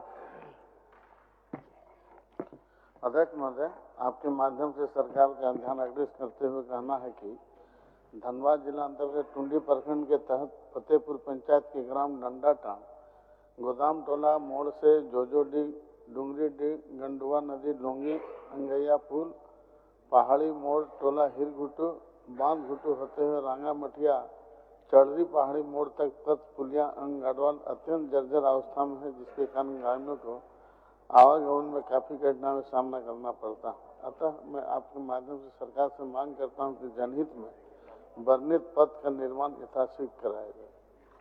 माननीय सदस्य श्री अमित कुमार जी।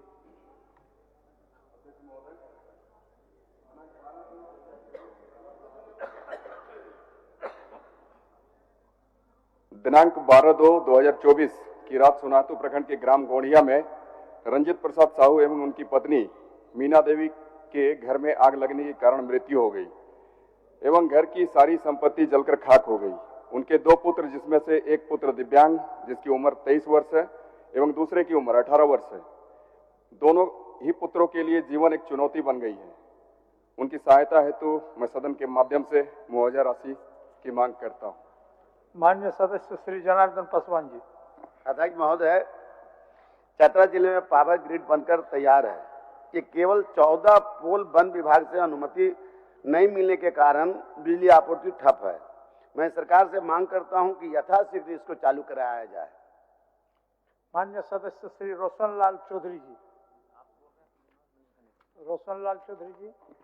माननीय अध्यक्ष महोदय, मैं आपके माध्यम से सरकार का ध्यान आकृष्ट करना चाहता हूं कि हजारीबाग जिला अंतर्गत बड़का गांव, केरेडाड़ी, पतरातू प्रखंड में एनटीपीसी, एमडीओ पतरातू प्रखंड में पीवीएनएल, जिंदल, बलखुदरा में अकुशल, कुशल, अति कुशल श्रमिकों को पुनरीक्षित न्यूनतम मजदूरी की दर से कम राशि का भुगतान लगातार 10 वर्षों से किया जा रहा है। साथ ही श्रमिकों को 8 घंटे से अधिक 12 घंटा का कार्य लिया जा रहा है। अतः सदन के माध्यम से उपरोक्त कंपनियों में श्रमिकों को न्यूनतम मजदूरी भुगतान करने एवं कार्य दिवस अवधि को 8 घंटा कराने की मांग करता हूं। धन्यवाद। माननीय सदस्य श्रीमती डॉक्टर नीरा यादव।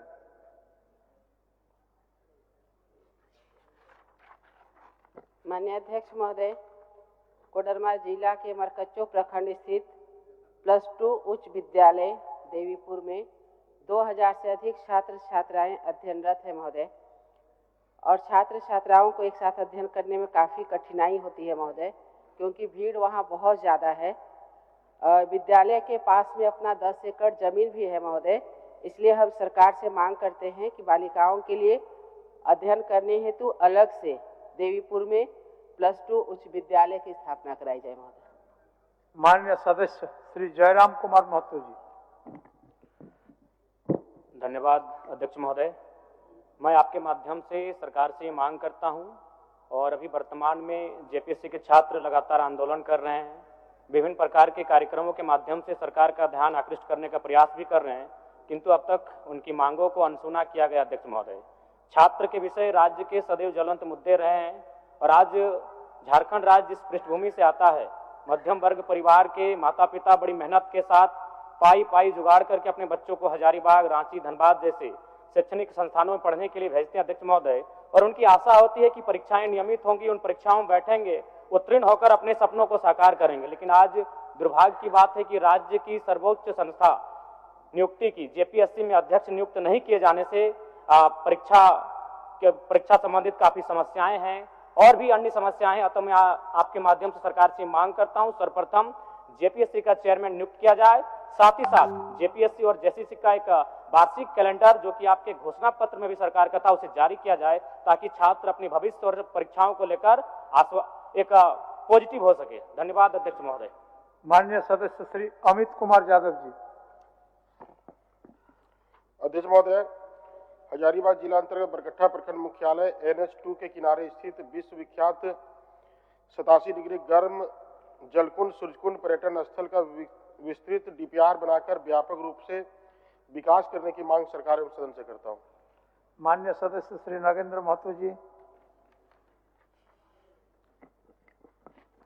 माननीय अध्यक्ष महोदय, बगोदर विधानसभा क्षेत्र के अंतर्गत NH19 मांडाला से खेतको होते हुए अलगडिया PWD पथ तक लगभग 10 किलोमीटर सड़क PMG स्वाइक से बना है, जो काफी जर्जर अवस्था में है। यह सड़क GT रोड NH19 को दोनों तरफ से जोड़ने वाली मुख्य सड़क है, जिसमें दर्जनों गांवों के लोग आवागमन करते हैं। अतएव में उक्त महत्वपूर्ण सड़क को PWD में परिवर्तित करते हुए चौड़ीकरण एवं अविलंब निर्माण कराने की मांग करता हूं। धन्यवाद। माननीय श्री चंद्रदेव महतो जी। माननीय अध्यक्ष महोदय, पश्चिम बंगाल के दक्षिण 24 परगना जिला के रामचंद्रपुर सोनारपुर में exodus Futura night private limited के द्वारा झारखंड के लगभग 95 लड़कियों को मजदूरी के लिए ले जाया गया था, जिसे अभी बंधक बना के रखा गया है। सरकार से अविलंब सकुशल घर वापसी हेतु तत्काल पहल की मांग करता हूं। माननीय सदस्य श्री सत्येंद्र नाथ तिवारी जी। सबसे पहले सर थोड़ा व्यवस्था पर बोल देते सर। एक्चुअली सर आपसे ओझल हो जा रहे हैं हम, तो जो अच्छा उसको सर हटा से उसको नीचे कर दो। मैंने बड़ी प्रयास किए सर, सूचना देने का नहीं दे पाया सर। नहीं ठीक हो गया, थोड़ा आप समाधान हो गया के सामने रहने से सूचना के साथ साथ समाधान हो गया। सर गढ़वा विधानसभा क्षेत्र के रमकंडा प्रखंड अंतर्गत उदयपुर से हड़बड़िया नदी तक, उदयपुर से ठुराई भुइयार के घर से अर्जुन कुआं तक, ग्राम बलिगढ़ मुख्य पथ से वैदेशी टोला तक एवं ग्राम बलिगढ़ मुख्य पथ से तेतरडी बस्ती तक सड़क निर्माण जनहित में अति आवश्यक है। अब ध्यानाकर्षण की सूचनाएं। माननीय सदस्य श्री प्रदीप प्रसाद। प्रदीप प्रसाद। धन्यवाद माननीय अध्यक्ष। आपको उत्तर मिल गया है? जी उत्तर मिल गया। पढ़ लिया उत्तर? जी मैंने पढ़ लिया। चलिए पूछिए। आज सर जिस मामले में मैं बोलने जा रहा हूँ, हजारों लोगों की जान की उसमें बचने का रोज कहीं न कहीं सर मुश्किल में है। सदर अस्पताल जो हजारीबाग में है, आज खुद ही बीमार है सर। सदर अस्पताल मेडिकल कॉलेज का नाम दिया गया है, लेकिन जो स्थिति है सर, आज 5 जिलों का पेशेंट वहां आते हैं, हजारीबाग, चतरा, गिरिडीह और आधा रामगढ़, कोडरमा, ये सारे जगह के पेशेंट आते हैं सर। आते के साथ पहला जो स्थिति रहती है वो पर्चा कटाने की रहती है सर, और स्थिति ये है कि पर्चा ऑनलाइन ही सिर्फ काटा जाता है। ऑफलाइन कटाने का जो कोशिश किया जाता है तो उसमें बहुत नोकझोंक होता है और वो लोग काटते नहीं। अगर हम लोग जाते हैं तो बहुत मुश्किल से कटाया जाता है। तो महोदय से मैं आग्रह करूंगा कि ऑफलाइन के जो लोग आते हैं उनको भी किया जाए। क्या जो मेरे माध्यम से माननीय मंत्री से, हाँ माननीय मंत्री जी से मैं बोलना चाहता हूँ कि ऑफलाइन की भी व्यवस्था की जाए। वैसे लोग आते हैं जिनके पॉकेट में 500 रुपया भी नहीं होता, तो उनके पास एंड्रॉइड मोबाइल कहाँ से पहुंचेगा? ठीक, अब ऑफलाइन का। और दूसरी बात मैं माननीय मंत्री जी से कहना चाहूंगा कि 8 बजे से 12 बजे तक ही ये काउंटर खुला रहता है और 12 बजे से लेकर 3 बजे तक बंद रहता है। उस स्थिति में जो पेशेंट आते हैं उनका क्या होगा? दूसरी बात सर, थोड़ा सा सुन लिया जाए एक बार में, इस सारी बातों का आप जवाब दे देंगे, ज्यादा समय मैं लूंगा नहीं। चलिए। वहाँ ऑक्सीजन प्लांट भी बना हुआ है सर, जो काफी दिनों से बंद पड़ा हुआ है। और दुर्भाग्य की बात है, वहाँ जो भी इक्विपमेंट है, मशीनरी करीब करीब सारे खराब पड़े हुए हैं। एक मिनट, एक सदर अस्पताल में ऑर्थो का जो मशीन है सर, एक महिला का भी ऑपरेशन हो रहा था, आधा ऑपरेशन करके उसे 4 दिन तक लटकाया गया, तब तक मशीन नहीं बना। उसे लेके हम प्राइवेट अस्पताल में लेके गए, तब जाके उसका ऑपरेशन होता है। हॉस्पिटल के बाहर हमने एक सेवा कुटीर बनाया सर।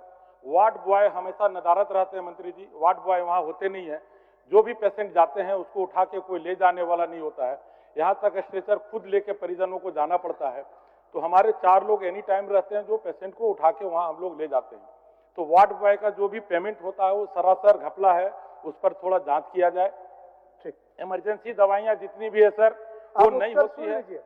मंत्री जी आप उत्तर सुन लीजिए। नहीं, 1 मिनट, एक ही बात दे देंगे सर तो अच्छा। चलिए। इमरजेंसी दवाइयाँ जितनी रहती है वो नदारत है, खास करके एंटीवेनम कभी अस्पताल में नहीं रहता। अगर चतरा में भी किसी को सांप काटता है तो सबसे पहले हमको याद करता है। आज तक हजारों लोगों को मैंने उसमें जान बताया सर। तो जो भी इमरजेंसी दवाइयाँ हैं कृपया करके उसको हमेशा वहाँ व्यवस्था किया जाए। मेडिकल डिस्ट्रॉय का जो भी मशीन है वो भी बहुत दिन से बंद पड़ा हुआ है सर, उसे भी पुनः चालू करने का कोशिश किया जाए। जो मेडिकल कचरा है जहां तक फेंका जा रहा है उससे भी बहुत लोगों को नुकसान हो रहा है। ओपीडी का जो हालत है सर मैं बताया, उसके साथ आप जो लैब है सर, वहां अगर ऑनलाइन किसी का है आधार, लाल कार्ड, पीला कार्ड, तो वो लोग उसको पेशेंट को ये नहीं करते, जांच नहीं करते। मतलब रहता है कि बाहर उनको भेज दिया जाए। जहां उनके दलाल गिद्ध दृष्टि से लगे हुए रहते हैं। पेशेंट वहां जाता है, उन लोग लूट के ले जाते हैं। कोई भी जांच का सुविधा जो भी है 10% होता है सर, 90% बाहर कराया जाता है। हो गया मान्य सदस्य। अब आप सर अभी थोड़ा सा और बोल, आप जवाब सुन लीजिए मंत्री जी का, क्या बोलना चाहते? मरवाड़ी विद्यालय वर्षों से चल रहा है अध्यक्ष महोदय। उसमें गरीब परिवार, दलित परिवार और 3 से 4 हजार बच्चे पढ़ते हैं। लंबे समय से उनको शिक्षा दी जाती है। मैं सरकार से चाहूंगी और शिक्षा मंत्री से भी चाहूंगी, अभी तक उस स्कूल को अभी तक मान्यता प्राप्त नहीं हुई है। मैं आग्रह करूंगी कि उस स्कूल को मान्यता प्राप्त दी जाए। मैडम उसको किसी प्रश्न के रूप में लाते तो बेहतर होता है। इसको तो हम लोग सूचना में ले लेंगे, बट किसी प्रश्न के रूप में लाते तो मंत्री जी से जवाब भी दिलाते। बट हो गया, ले लिया माननीय मंत्री जी। सबसे पहले तो मैं धन्यवाद दूंगा सर हमारे साथी विधायक का कि उन्होंने सर ध्यान आकर्षण के माध्यम से जो समस्याएं सर अवगत कराई है। मैं कहना चाहता हूं सर, आपके माध्यम से विधायक जी को आश्वस्त करना चाहता हूं कि सर हमारी सरकार, हेमंत सोरेन जी की जो सरकार है सर, हम लोग काम कर रहे हैं, स्वास्थ्य के क्षेत्र में अच्छा काम कर रहे हैं सर। हजारीबाग में शेख भिखारी हॉस्पिटल बन रहा है सर, और गर्व की बात होनी चाहिए सर, विधायक जी के क्षेत्र में मेडिकल कॉलेज बन रहा है। उसके साथ साथ सर हम लोग 500 बेडेड हॉस्पिटल भी बना रहे हैं सर। हमारा मकसद है सर कि जो बड़ा जिला है सर, आसपास के जिले में जो पेशेंट आए वहाँ अच्छा इलाज उनका हो सर। इस दिशा में हम लोग काम कर रहे हैं और हमें लगता है 90% से हम लोग काम कर चुके हैं। बहुत जल्दी जो सदर हॉस्पिटल का जो लोडेड है वहाँ पे हम लोग सर मेडिकल कॉलेज में शिफ्ट कर देंगे, तो पेशेंट को जो दिक्कतें हो रही है उससे सर निजात मिलेगा सर। मैं कहना चाहता हूँ सर, जो हॉस्पिटल बन रहा है वो हाईटेक हॉस्पिटल होगा, और हमारे विधायक जी का जो समस्या है कि वहाँ पर जो ऑफलाइन ऑनलाइन की जो समस्या हो रही है, इस पर भी सर हम लोग हम काबू पा लेंगे। हम विधायक जी को आश्वस्त करना चाहते हैं कि सर जो मेडिकल कॉलेज हो रहा है सर, वो एकेडमिक बिल्डिंग बन रहा है। उसमें बिल्डिंग बनने से क्या होगा कि सर वहाँ पे पेशेंट आएंगे, हमारे बच्चे भी जाएंगे वहाँ पढ़ेंगे। लेक्चर थिएटर भी है, 4 बना रहे हैं सर। दूसरा है सर पारा, क्या बोल रहे हैं आप? उधर मत ध्यान दीजिए ना, आप क्वेश्चन पर ध्यान दीजिए, क्वेश्चन पर ध्यान दीजिए। हाँ, मैं डिस्क्राइब कर दे रहा हूँ विधायक जी के जो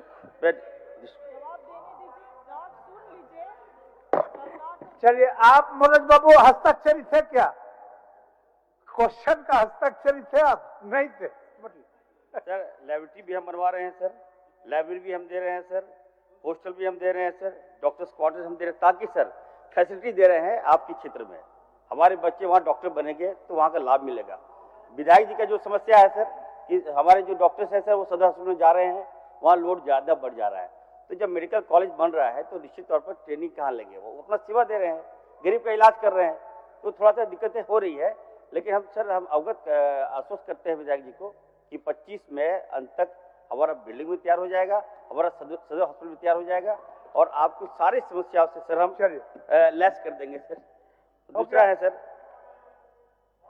मान्य सदस्य, अभी 224 डॉक्टर का पद वहाँ स्वीकृत है सर, मात्र 94 डॉक्टर है सर। जीएनएम का पद 34 है सर, और अभी 4 ही जीएनएम है सर। टेक्नीशियन नहीं है सर, यूरोलॉजिस्ट नहीं है सर, हार्ट का डॉक्टर नहीं है सर, रेडियोलॉजिस्ट नहीं है सर। इन डॉक्टरों पर ध्यान देकर उन जो पद खाली है सर उनको वहाँ किया जाए। ठीक ठीक सर बता दीजिए। बिल्कुल सर, सही, इन्होंने सही कहा सर कि जो फैकल्टी है सर 113 वो जो रिक्त पद है सर हमारा, वो हम भर रहे हैं सर। मेडिकल ऑफिसर जो है सर उसकी संख्या 20 है सर, वो भी हम भर रहे हैं सर। मैं आश्वस्त कर दे रहा हूँ विधायक जी को सर। जूनियर जो रेसिडेंस है सर इसकी संख्या 44 है, वो भी हम भरने जा रहे हैं सर। माननीय मेडिकल स्टाफ, माननीय सदस्यों के सवाल सदन में आने के बाद उनका जो त्रुटि है उसका निराकरण आप कर रहे हैं। बिल्कुल सर। मैं जब इनका जब ध्यान आकर्षण आया मेरे पास आया सर मनोज बाबू, मैं आपका जवाब दूं कि इनका जवाब दूं सर? मनोज बाबू उनको जवाब सुनने दीजिए। वो सफिशिएंट है, कोई दिक्कत नहीं, सफिशिएंट है। हम लोग बालू और मिट्टी में तो बहुत बोल लेते हैं सर, जहाँ जान का बना हुआ है वहाँ कुछ नहीं करते सर। बोलिए, और आपको जवाब सर अलग से समय हमको दीजिए इसमें कि कब तक हो पाएगा सर। सर निश्चित तौर पर सर मैं कहना चाहता हूं सर, राज्य को एक डॉक्टर स्वास्थ्य मंत्री बनाया है सर, मैं काफ़ी गंभीर हूँ। आप देखिएगा कि काफ़ी बदलाव देखने को मिल रहा है सर। मैं जाऊँगा, इनको लेके जाऊँगा। और सर ये तो सर ये विधायक जो है सर सदर हॉस्पिटल में अपना क्लिनिक चला रहे हैं। चलिए आप सबके सेहत पर ध्यान रखिए। आप सबके सेहत पर ध्यान रखिए, आसन के सेहत पर भी तो ध्यान रखिए और आगे बढ़ना है। चलिए ठीक। माननीय सदस्य क्या सूचना आपका बताइए, बोलिए। जी के से जानना चाहता हूँ महोदय की जो मूल प्रश्न था ऑफलाइन ऑनलाइन के पर्ची कटाने से जो परेशानी हो रही उसका क्या, उस पर जवाब दिए कि नहीं महोदय? ऑफलाइन में परेशानी है पर 3-3 घंटे माननीय सदस्य मनोज बाबू, आप खुद ऑफलाइन में है ना ऑनलाइन में है? उनको बोलिए इस पर जवाब दे, ऑफलाइन ऑनलाइन पर जवाब दिए। जवाब उनका हो गया। बैठिए। माननीय सदस्य ये सर ऑफलाइन और ऑनलाइन हो गया ना, आप तो जवाब कर देंगे सर, ठीक कर देंगे, चिंता मत कीजिए। माननीय सदस्य प्रदीप यादव जी, माननीय सदस्य प्रदीप यादव जी बैठिए बैठिए बैठिए। अभी नहीं, अभी ध्यानाकर्षण चल रहा है, ध्यानाकर्षण। अध्यक्ष महोदय, मैंने इस प्रश्न को राज्य के तमाम मुस्लिम अल्पसंख्यकों की आबादी को ध्यान में रख करके जो 16 से 20% के बीच है, उनके शैक्षणिक और सामाजिक रूप से अत्यंत पिछड़ा हो, उसको ध्यान में रख करके पूरे प्रश्न को लाया है। लेकिन प्रश्न का उत्तर केवल एक खंड का ही आया है। इन 4 खंडों को इन्होंने हस्तांतरित किया है, कहीं उच्च शिक्षा को, तो फिर उनके कुछ भाग गए हैं सूचना उद्योग विभाग को, कई विभागों को इन्होंने हस्तांतरित किया है, कल्याण विभाग को, तो उसके उत्तर आए नहीं, राजस्व विभाग को केवल एक खंड के ही उत्तर आए हैं अध्यक्ष महोदय। तो यह तो सरकार का दायित्व होता है कि भाई सांकेतिक रूप से पूरे प्रश्न का उत्तर लेकर के हमें उत्तर दे, तब तो इस पर कुछ कहे, वरना ये तो अधूरा नहीं 1/4 ही रह जाएगा। इसीलिए पूरे उत्तर पहले चाहिए, तब तो इस पर कुछ बहस किया जाए, कुछ चर्चा की जाए अध्यक्ष महोदय। माननीय मंत्री जी, इसको स्थगित कर देते हैं। आप सबका समेकित उत्तर देंगे माननीय मंत्री जी? इसमें अध्यक्ष महोदय MSDP जो आज PMJBK हो गया है, आज उसका हम लोग मीटिंग रखे थे, किसी कारणवश बंद हो गया। इसके बाद जो यूनिवर्सिटी के बात कर रहे हैं उसमें भी हम लोग काम कर रहे हैं। और एक ये दिए हैं बिजली का बुनकर समिति का, लेकिन अभी तक कोई बुनकर समिति वाले मेरे पास नहीं आए हैं कि हमको सुविधा चाहिए। मंत्री जी इस प्रश्न को स्थगित कर देते हैं। इसको समेकित अध्ययन कर करके और दूसरे डिपार्टमेंट से भी आपको अगर जरूरत पड़ेगा तो समन्वय स्थापित करने के बाद माननीय सदस्य को संतुष्ट करेंगे। माननीय सदस्य मथुरा प्रसाद महतो जी। अध्यक्ष महोदय, उत्तर मिला है। सिर्फ माननीय मंत्री से जानना चाहते हैं कि खनिज में कौन चीज, क्या क्या चीज है खनिज में महोदय, ये जानना चाहते हैं। माननीय मंत्री जी। महोदय, माननीय सदस्य का बड़ा प्रश्न है महोदय, DMFT के फंड के खर्चा की प्रणाली और रूपरेखा, उसकी नियमावली पर। उनका कहना है महोदय कि DMFT फंड 2024 से पहले 15 किलोमीटर से ऊपर के क्षेत्रों में भी, ज्यादा क्षेत्रों में भी 20 किलोमीटर 25 किलोमीटर रेडियस में भी काम होता था। लेकिन 2024 के बाद उसको दायरा एक सीमित कर दिया, उसकी दायरा कर दिया गया है 15 से 20 किलोमीटर, 15 किलोमीटर उसका दायरा कर दिया गया महोदय कि कोई भी जिला DMFT फंड का खर्चा 15 किलोमीटर के दायरे तक ही करेगा। तो मैं माननीय सदस्य को अवगत करना चाहूंगा कि चूंकि पूर्व में 15/1/2024 के पूर्व इस तरह की व्यवस्थाएं थी कि DMFT फंड की राशि को जिला समिति के द्वारा बैठक करके उसको अपने हिसाब से उसको खर्चा करता था, जिसकी दूरी भी ज्यादा थी। लेकिन महोदय बड़ा आश्चर्य होगा आपको भी जान करके कि 15/1/2024 को खान मंत्रालय भारत सरकार के आदेश के द्वारा जिला खनिज फाउंडेशन ट्रस्ट के तहत नियमावली को संशोधित करने का दिशा निर्देश प्रधानमंत्री खनिज क्षेत्र कल्याण योजना PMKKY 2024 को समाहित किए जाने का आदेश निर्गत किया गया महोदय। और उस पर राज्य सरकार ने कई बार उनका आपत्ति दर्ज किया महोदय। 15/1/2024 को केंद्र सरकार का आता है महोदय कि नियमावली चेंज करने, जब हमारी सरकार 9/10/2024 को कई आपत्तियां, कई सुझाव, कई अनुनय विनय किया, उसके बाद भी केंद्र सरकार एक नहीं सुना महोदय, और उसी SOP पर हम लोग को काम करने के मजबूर किया गया। और तदुपरांत 9/10/2024 को ये Jharkhand mineral foundation trust rules 2024 का अधिसूचित करना पड़ा महोदय। तो निश्चित तौर पर ये चिंता का विषय है महोदय।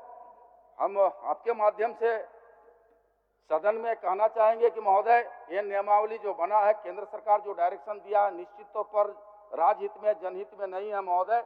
ये पूर्व की संशोधन होना चाहिए।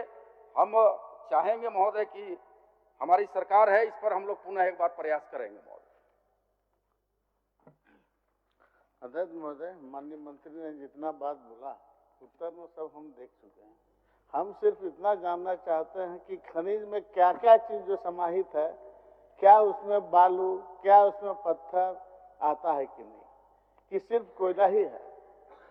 अगर खनिज में बालू पत्थर आदि है, या फिर कोयला का जो है तो सीमांकन भी होना चाहिए किस चीज का।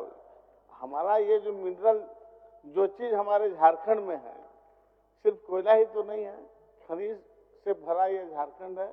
इसलिए इसका जैसे भी हो राज्य सरकार इसमें गंभीरता दिखाए और वैसे क्षेत्र में भी काम हो DMFD का, जिस क्षेत्र में बालू पत्थर आदि है। इस पर सरकार क्या कर रही है, इस पर हम जानना चाहते हैं। अध्यक्ष महोदय, माननीय मंत्री जी का चिंता लाजमी है, उनकी जानकारी चाहिए, लेकिन उनका पूरक प्रश्न में नहीं है महोदय। पूर्व मंत्री जी का, पूर्व मंत्री जी का, हाँ पूर्व मंत्री जी का, उनका सदस्य, माननीय सदस्य जो जानना चाहते हैं वो पूरक विषय में नहीं लाए हैं कि आखिर खनिज ट्रस्ट का पैसा किससे फंड से, बालू से कितना आता है, कोयला से, और किन किन विषयों से और किन किन जगहों से आता है, तो उनका पूरक विषय में नहीं है महोदय। हम उनको व्यक्तिगत तौर पर कहेंगे कि अगर उस प्रश्न में नहीं है, उनको व्यक्तिगत जानकारी चाहिए तो मैं उनको मुहैया करा दूंगा महोदय। ठीक, आपको मुहैया करा देंगे। हम वो कहाँ मांग रहे हैं, हम कहाँ मांग रहे हैं कि बालू से कितना आता है, हम उससे मांग तो नहीं रहे हैं। हम इतना जानना चाहते हैं कि खनिज के गिनती में क्या है। वो भी प्रश्न आपका व्यापक है, लघु खनिज है, तरह तरह की बात नहीं, है। नहीं, हमारा उसका भी जानकारी आपको दे देंगे, आप दे देंगे, बोले नहीं, नहीं, हमको जो जानकारी दिया गया है उसमें है कोयला ही से। ओह अच्छा, इसलिए हम जानना चाहते हैं कि क्या बालू खनिज में है कि नहीं, पत्थर है कि नहीं, ये हम जानना चाहते हैं। हम नहीं जानना चाहते कितना आता जाता है, उससे हमको कोई लेना देना नहीं है। हमको सिर्फ इतना मतलब है कि सिर्फ कोयला ही खनिज के गिनती में आता है कि बालू और पत्थर भी है। अगर बालू और पत्थर है तो उसका भी 15 किलोमीटर दूरी होना चाहिए मापा। माननीय सदस्य महोदय, हमने इसलिए कहा अध्यक्ष महोदय कि वो जानना पूरक विषय में नहीं है। उनका क्वेश्चन में कहीं नहीं है कि किससे किससे मिनरल आता है, पैसा आती है, रॉयल्टी आता है, उसमें नहीं है महोदय।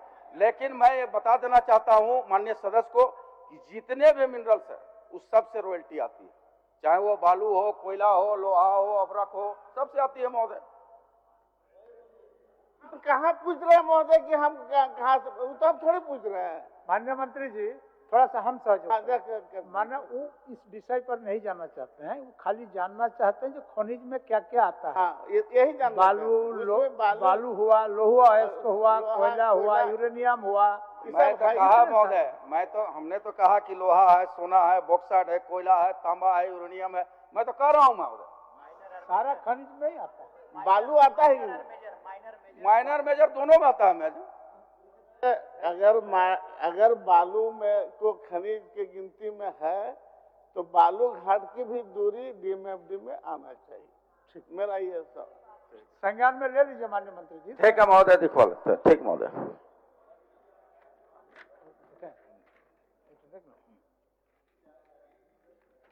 माननीय सदस्य अमित कुमार यादव जी के तहत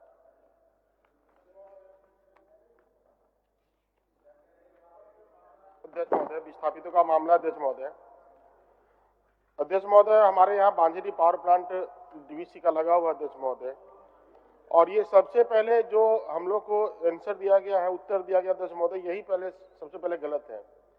हमने कहा है कि विस्थापित सूची में करियावा गांव को नहीं रखा गया है, और इनका जवाब आया कि करियावा गांव विस्थापित सूची में है। अध्यक्ष महोदय, अगर करियावा गांव विस्थापित सूची में है तो हम सिर्फ सरकार से पूछना चाहते हैं अध्यक्ष महोदय कि इसमें इन्होंने सब कुछ लिखा, बहुत डिटेल से लिखा है कि हमने फुटबॉल दिया, वॉलीबॉल दिया, जर्सी दिया, तो ट्रीटमेंट कराने के लिए शिविर में उनको लेके गया, ये दिया, सब कुछ दिया अध्यक्ष महोदय। आप सिर्फ इतना बता दीजिए कि अगर विस्थापित में सूची में इसको रखे हैं तो करियावा गांव से कितने लड़कों को आपने नौकरी दिया, बस इतना बता दीजिए हमको अगर रखे आप तो। माननीय मंत्री जी। अध्यक्ष महोदय, माननीय सदस्य का प्रश्न बहुत स्पष्ट भी है और जवाब भी स्पष्ट है। इसमें या तो पूर्ण विस्थापित, विस्थापित या प्रभावित। तो हमने जवाब दिया, विभाग ने जवाब दिया कि प्रभावित क्षेत्र में आता है, जिसमें 411 व्यक्तियों को मासिक आधार पर वार्षिक वृत्ति का प्रदान किया है और स्वस्थ शिविर लगा करके 175 लोगों को इससे आच्छादित किया है और नेत्र शिविर लगा करके भी 13 लोगों को किया और CSR के तहत जो खेल कूद सांस्कृतिक अन्य कार्यक्रमों को भी वहाँ पर संचालित किया है, जिससे लोगों को सुविधा देने का काम किया है। ये जवाब आया है। चूंकि वो प्रभावित क्षेत्र है, इसलिए जो पूर्ण विस्थापित क्षेत्र में जो चीजें करनी होती है वो चीज नहीं है, लेकिन उसको विशेष ध्यान रख रही है DVC। ये जवाब आया है। विषय थोड़ा सा समझ लिया जाए अध्यक्ष महोदय। 32 गांव का 2265 एकड़ जमीन लिया गया अध्यक्ष महोदय। किसी गांव को विस्थापित नहीं किया गया, सभी का जमीन लिया गया, किसी को डिस्प्लेस नहीं किया गया अध्यक्ष महोदय। उसी प्रकार करियावा का भी जमीन 245 एकड़ लिया गया, 245 एकड़ लिया गया अध्यक्ष महोदय। और 245 एकड़ में ही पूरा डब्ल्यूजी का स्पॉट बना हुआ है अध्यक्ष महोदय। जो सबसे खराब क्षेत्र रहता है वो स्पॉट रहता है, किसी भी पावर प्लांट का हो चाहे प्लांट का हो, वो सबसे खराब जो क्षेत्र रहता है वो स्पॉट का क्षेत्र रहता है। पूरा जो स्पॉट बना है अध्यक्ष महोदय वो करियावा गांव में बना हुआ है। और ये 32 गांव को नियोजनालय में रजिस्ट्रेशन है। जब वहां पे कोई भी बहाली होता है 4th ग्रेड का या स्टाफ का, तो उसी 32 गांव में से किसी को लिया जाता है अध्यक्ष महोदय। करियावा गांव उस सूची में नहीं है अध्यक्ष महोदय। इसीलिए आज तक करियावा के किसी भी नवयुवक को वहां पे नौकरी नहीं मिलता अध्यक्ष महोदय। तो हमारा कहना है जब 10 एकड़ वाले को आप उस सूची में रखे, जो गांव का 10 एकड़ जमीन गया, जहां 20 एकड़ गया, 50 एकड़ गया, 100 एकड़ गया, उसको भी आपने रखा है 32 गांव में, तो इसका 245 एकड़ अध्यक्ष महोदय गया है, तो फिर आपने इसको क्यों नहीं रखा? और इसमें आपने जो झूठ में जवाब दिया है, उसमें जवाब ले लेते हैं। माननीय मंत्री जी, विषय समझ गए ना? हाँ, इनका माननीय सदस्य का कहना है कि 245 एकड़ है जमीन करिया क्या बोलते हैं, अधिकृत किया है, गांव के मौजा से अधिकृत किया गया है, जबकि अन्य जगह 10 एकड़ भी लिया गया है, तो उसको विस्थापित होने का, प्रभावित होने का सूची में रखा गया। मैं इसको दिखवा लेता हूँ। यदि ये बात सत्य है तो निश्चित रूप से विस्थापित गांव की सूची में शामिल है। जी बिल्कुल, ये बात सत्य है अध्यक्ष महोदय। अच्छा, दिखवाने दीजिए, बस एक हेल्प कर दे रहे हैं सरकार को। हाँ, उनको दिखवाने दीजिए। एक बात सुनिए अध्यक्ष महोदय, जब हम लोग वहाँ पे जिला में बैठक होता है अध्यक्ष महोदय, तो वो DVC पे फेंकता है, और जब DVC में मीटिंग होता है तो जिला पे फेंकता है अध्यक्ष महोदय। इसलिए जिला में स्पष्ट निर्देश आना चाहिए और उसे विस्थापित सूची में उसको जोड़ने का काम किया जाए। ठीक, चलिए। माननीय संसदीय कार्य मंत्री अमित जी का क्वेश्चन का जवाब नहीं, वो कल फिर आएगा। माननीय अध्यक्ष महोदय, मैं प्रस्ताव करता हूं कि दिनांक 24 फरवरी 2025 को हुई कार्य मंत्रणा समिति की बैठक में लिए गए निर्णय पर सभा की सहमति हो। प्रश्न यह है कि दिनांक 24 फरवरी 2025 को हुई कार्य मंत्रणा समिति की बैठक में लिए गए निर्णय पर सभा की सहमति हो। समिति ने निम्नलिखित निर्णय लिए हैं। नंबर 1, बुधवार दिनांक 5 मार्च 2025 को वित्तीय वर्ष 2025-26 को आय व्यय पर सामान्य वाद विवाद एवं सरकार का उत्तर हो लिए जाएं। शेष कार्य यथावत रहेंगे। जो इस प्रस्ताव के पक्ष में है वह हाँ कहें, जो इसके विपक्ष में है वह ना कहें। मैं समझता हूं कि पक्ष में बहुमत है, प्रस्ताव स्वीकृत हुआ, समिति की सिफारिश पर सभा की सहमति हुई। संसदीय कार्य मंत्री। माननीय महोदय, मैं झारखंड कारखाना संशोधन नियमावली 2023 की प्रति सभा पटल पर रखता हूं।